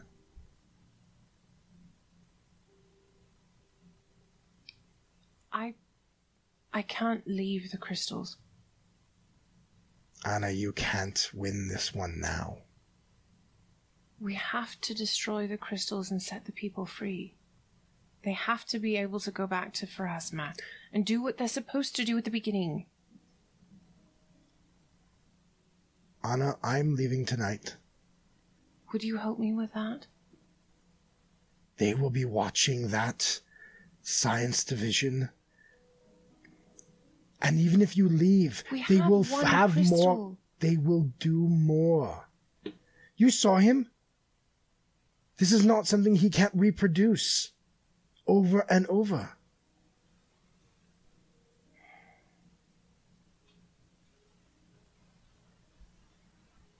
All right.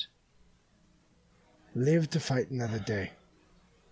I'm going to take the crystal that's there.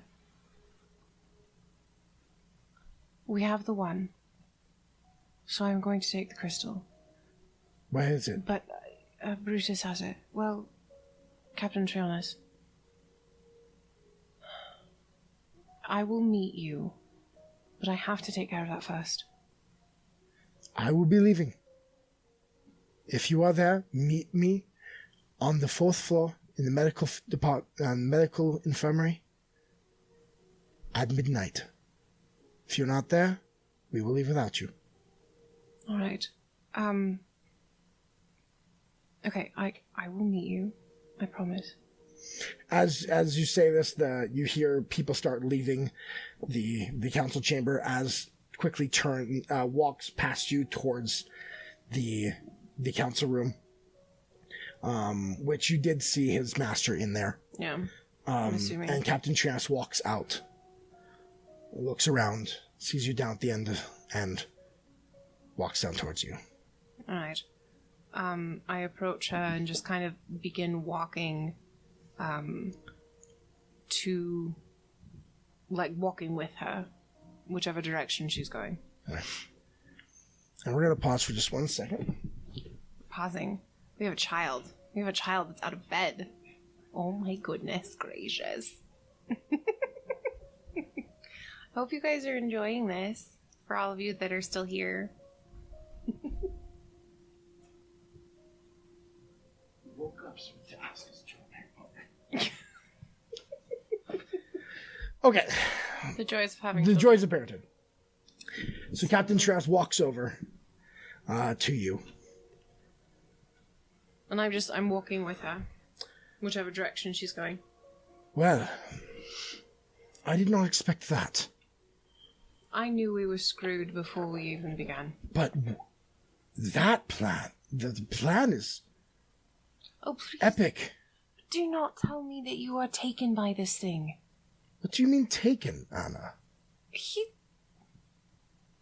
He's murdering people. Anna, we murder people every day. We're Hell Knights. But this is different. These people are innocent. These people Anna, did nothing. It doesn't... Anna, you don't belong here. Yeah, I know. I need your help. If you not leave, you're dead. I need your help. With what? We have to destroy the crystal. What? As a parting gift. No. To me, please. No. I can hear them, Captain. Anna, if Cuthwaldwin is right... Then he will get more. He will get more souls, and he will put them in more crystals, and I will never be able to stop him ever again, and that's totally fine. But this, I have control over. Anna, please. I don't have it. What do you mean you Brutus don't have has it? I thought he gave it to you. No. I abruptly turn around, and I walk back to the council room. I don't even say goodbye. Brutus is still up in the front with the other council members and with Vicarius. They're up there and all talking with Cuthwaldwin there in the middle. They seem to be asking questions of him. Can I flag down Brutus? You can try. What am I rolling? I'm gonna say either a diplomacy or a performance. Hey, Yeah. over here! Exactly. It's not gonna matter no matter what. What was it? It's a 2. It's a 2 plus. 5-0 performance. There. Oh no! I have 6 performance. 8! He doesn't see you. he is wrapped up in talking with Cuthwaldwin there. I'm going to wait. Okay. And as they're talking, you see Bruce talking and nodding to him, and then you watch as he pulls out the blue crystal and hands it to Cuthwaldwin, nodding his head and chatting back and forth, and Cuthwaldwin takes it, thanking him, and puts it into his cloak. After a couple more minutes of talking, Cuthwaldwin walks down the thing, starts walking out of the room, sees you there, stops right next to you, looks up. Armiger, if you are still here in the future, remember this day as the day that the Hell Knights began to win our battle. And he walks out. Before he walks away. Mm-hmm. Keeping that locked gaze, I'm sure he looked me in the eyes. No, he didn't even look at you. He didn't even look at me. Okay. He talked... Straightforward. Well, I'm going to look down on him. Mm-hmm. And I'm going to say, in Cuthwaldwin, because I know that's quite disrespectful to call him by his first name. Okay. I want you to remember that this is the day that you messed with the wrong god. You will hear him laugh. He says, "My dear, gods come and gods go." And then he walks out. As he leaves, just quietly under my breath, I'm going to say, mine doesn't. After a couple minutes, Brutus walks down, also, sees you there. It's like, oh, Doriana, well, that went different than I had supposed. His plan is definitely revolutionary. I cannot agree with his methods for his experimentation, but if he can make what he claims, this would change everything. You don't agree with his methods, and yet you gave him the crystal. Yes, because I agree with his ends. That is the Hell Knight way, Andoriana. We are willing to be monsters in order to bring about the end goal. No. You're just willing to be monsters. I turn around and I walk away. No. Walk out. Is Az still around? Nope. He's gone. Okay. Stella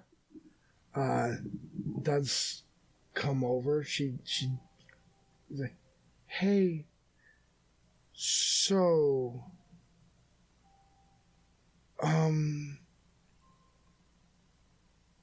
that seemed to hit you pretty hard. Their souls, Stella.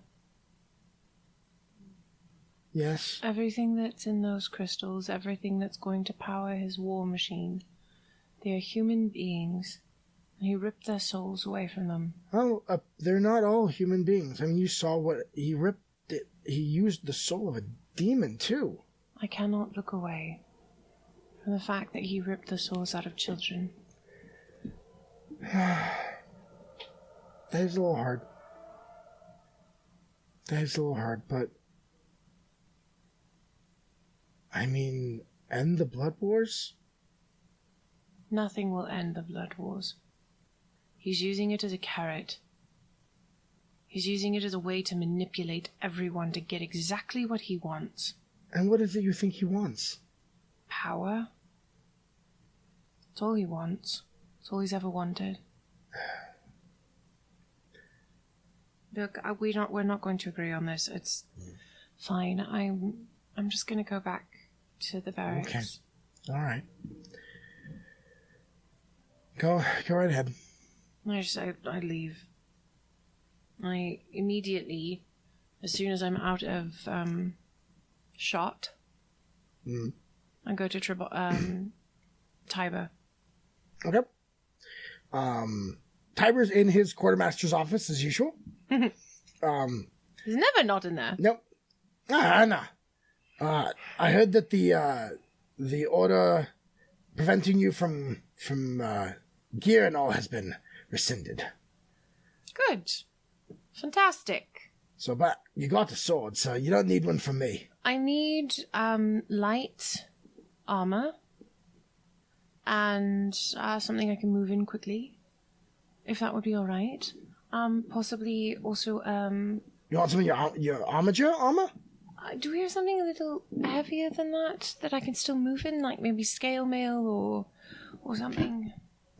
I mean, yeah, I've got. I want to practice moving in armor. Sure, yeah, I can check some of that out to you. So he goes back and says, well, I've got your normal split mail, and then I do have more of your medium armors with your, like you said, your studded leather. I mean, what are you looking for? So go ahead and just open up your equipment. Remember, most of the lighter armors, the benefits are that they give you an additional dex bonus, but you don't have high dex. I know, but I don't want the Clinky clanky? The movement thing. The minus on my movement. You won't have a minus on your movement because you are have a high enough strength. Weapons, there we go. They're there. What you would have a negative on is your stealth. Yeah, that. I don't want that. Well, but all medium armor has the speed penalty of -5. Only if you don't have a high enough strength. If you have to, what's my? You have a high strength. Oh, I have a high strength. Okay, yeah, so that is not a problem. The issue you have is that if you're in full plate does have a condition that is noisy. Yeah. I believe so. Yep. Flexible and noisy. Chainmail does. The breastplate does not. Yes. Okay. So chainmail's got the noisy. Mm-hmm. So yeah, I mean, any of the split mails and all those aren't going to have your noisy. All right. Can I have a breastplate? Just medium armor, normal. Yeah. Breastplate? Yeah. Sure. Fantastic, thank you. Can I have a secondary, though? Would it be all right if I had hide armor? I can only issue one at a time. What if I just took 2 for the day? You're not really issuing it to me, like, but I'm just gonna give them I back. can only let one out at a time. All right. What are you looking for at the hide? Just wondering. An extra set of armor. Why? Just in case. Okay.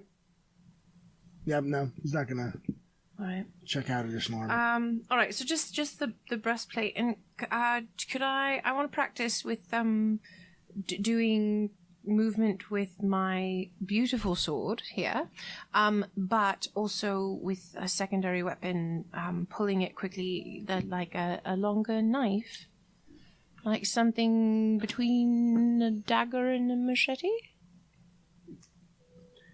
So you're limited to what's in the book, Hayley. So there is a short sword that you can look at getting. That's lame. He was like, I want you to custom make me weapons at the top of the hat. Yeah, I do. So you've got under your melee weapons, there actually it looks like it's under the martial weapons is the short sword. Yeah. But yeah, all those are agile and finesse, which means that they take your attack not from your strength but from your dexterity. So you will have a lower attack with those.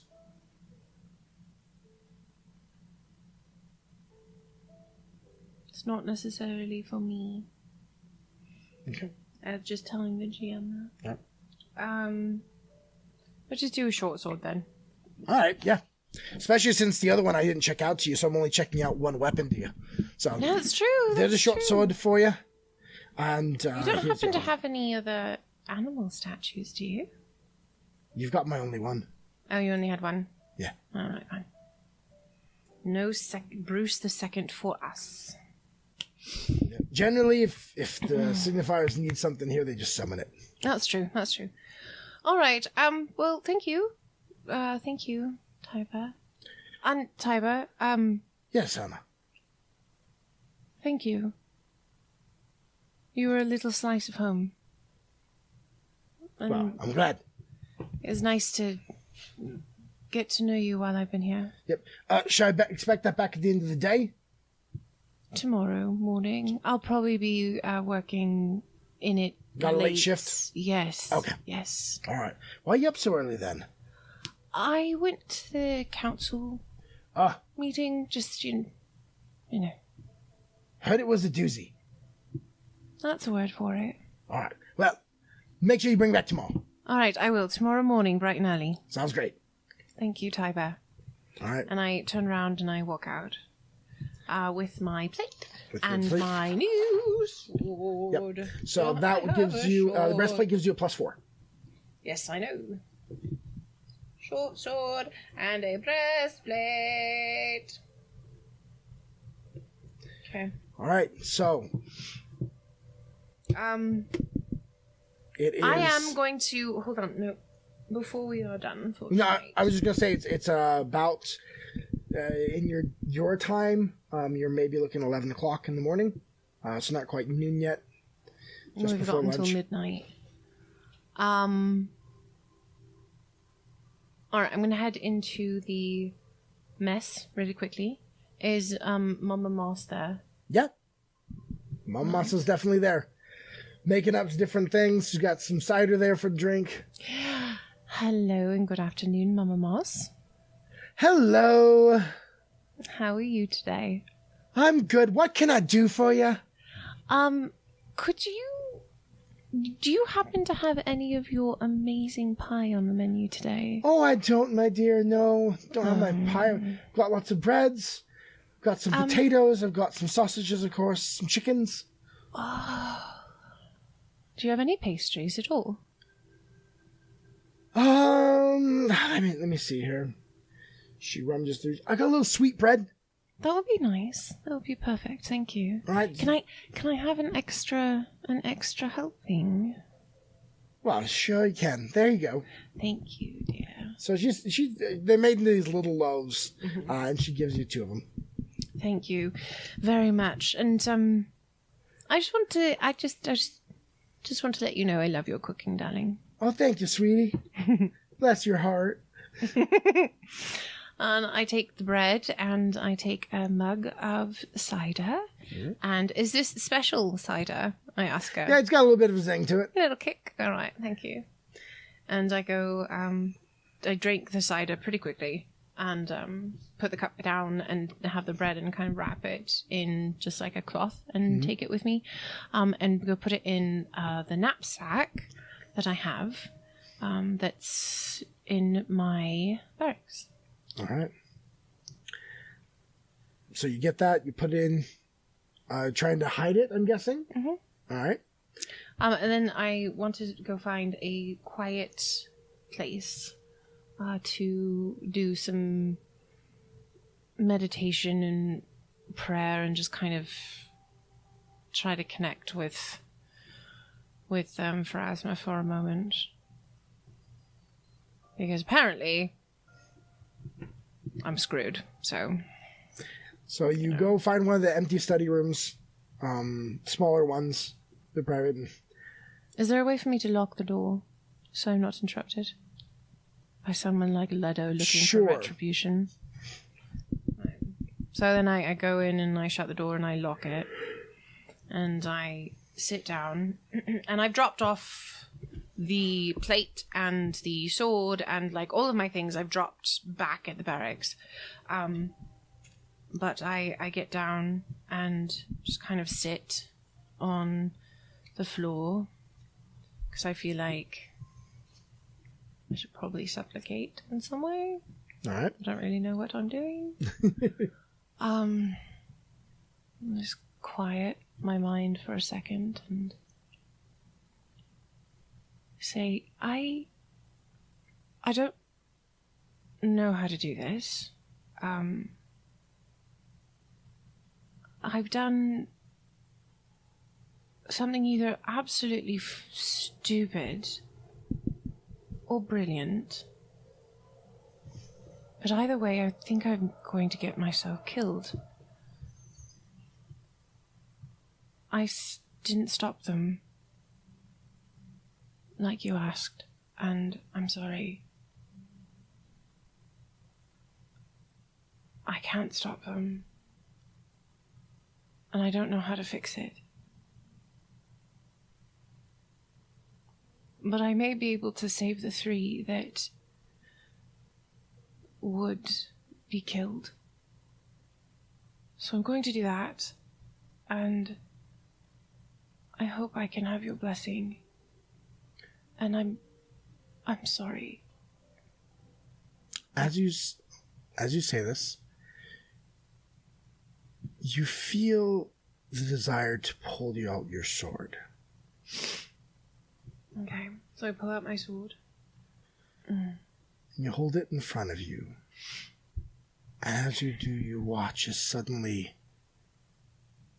into the metal in a violet color lights up a rune on the weapon. And you hear a voice, a feminine voice in your mind, say quietly but clearly, "For now, we'll be back." Yes. Yes, we'll be back. I just kind of lean my head into the sword and feel the cold steel silver against my forehead and find it reassuring in its steadiness and its strength. So you got your blade ally now. So each day you can, as part of your preparations, select one of a couple different types of rune properties that the sword will have. Or any of your weapons. You can change it each day. Nice. So you meditate, you pray. I put the sword back and get up and Guess I'll just go back to my room and anxiously wait. All right. The hours pass. You don't sleep. Midnight. Stella comes in as it reaches the end of the day. And she's like, seems kind of awkward, a little unsure. I get up and I give her a hug. And I say, regardless of the differences that we've had, you are my sister. And you're mine. So thank you. Well, of course. Just, I'll be better in the morning, I promise. Okay. All right. Well, good. I'll stop poking the bear, as they say.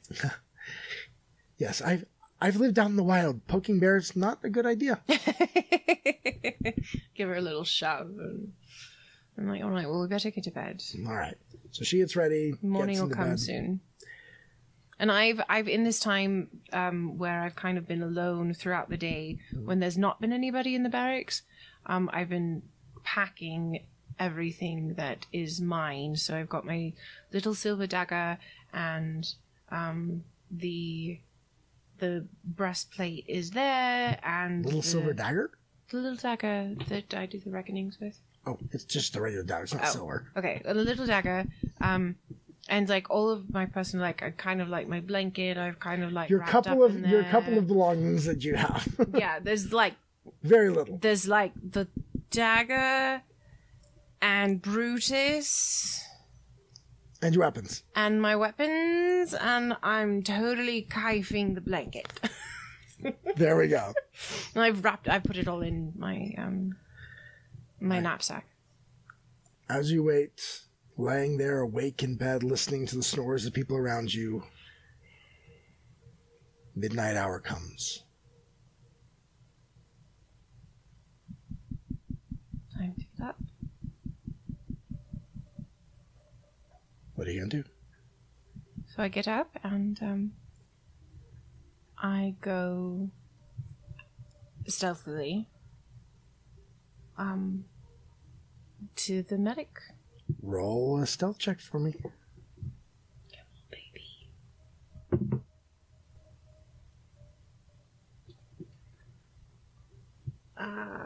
21. All right, yeah, you move very stealthily through the first level. There are guards, you notice, at the stairs, but they've seen you. They see armigers all the time. It's not a concern to theirs. You go down the levels to the 4th floor. They're not taken aback at all at the fact that I have my bag? Okay. They don't, I mean, it's just like, where are you going to go? You're going down the stairs. That's true. Okay. You go down, you hit the, come to the 4th level. You do see the cots are there. There's maybe some people resting. Mm-hmm. No one's really awake, though. Most people are sleeping on that floor. And then there at the stairs, you see steps out of the shadows a man in white clothes, with white hair. And you hear in your mind, ready? Yes. Do you, by chance, happen to know how to use a sword? I have other weapons. I don't really use swords. Well, I brought one. Okay. I'll teach you over time. Okay. All right. And then you do see behind him are 3 short, small halflings dressed in slave clothes. Just kind of nod at them.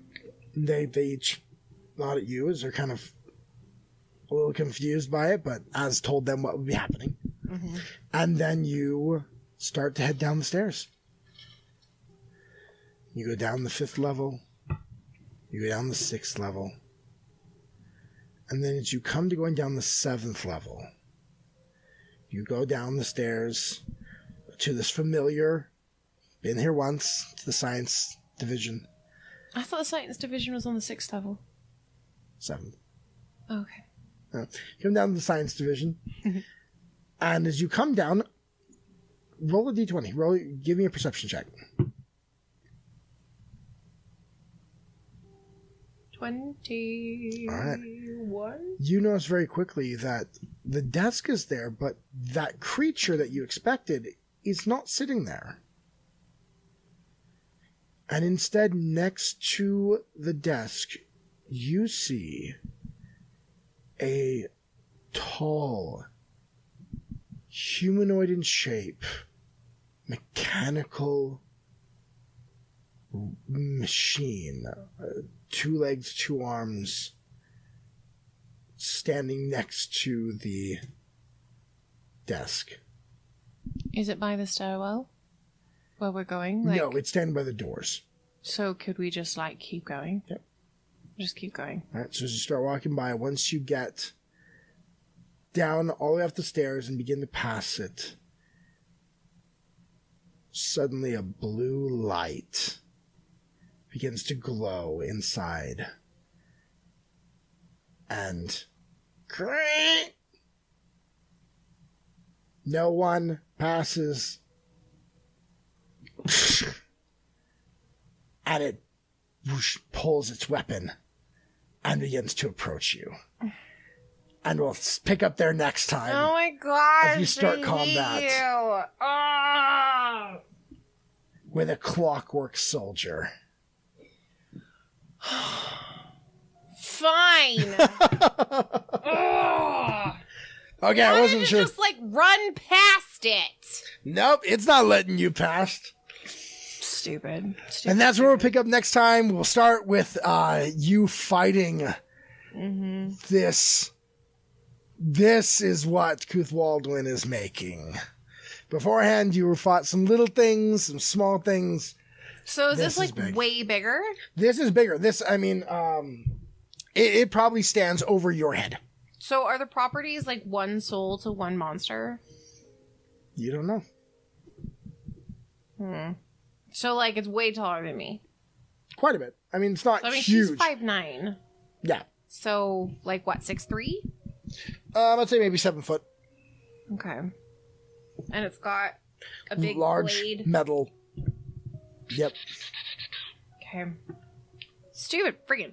I just wanted to walk past it. I wasn't even gonna bother. Not gonna be that simple. Go. All right, so that's where we'll pick up next week. Thank you for viewers.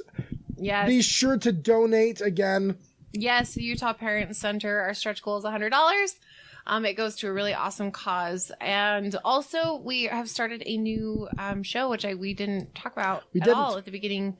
So if you've made it this far to the end, we've started a new show called Tabletop Terrain Talks, and it's on Monday nights. It's going to be every other Monday. We're still trying to figure out the schedule. But we're building terrain. We're talking about Pathfinder and deep lore. It's a really fun conversation. We'd love for you to be a part of it and to be involved. So come head over on Monday nights at 8 o'clock on this channel, Party of 2 RPG with the number 2. Please follow. And if there's, please share it. Anyone, any groups of that are interested in tabletop RPGs, share it. And just always remember, it only takes 2. Good night, you guys.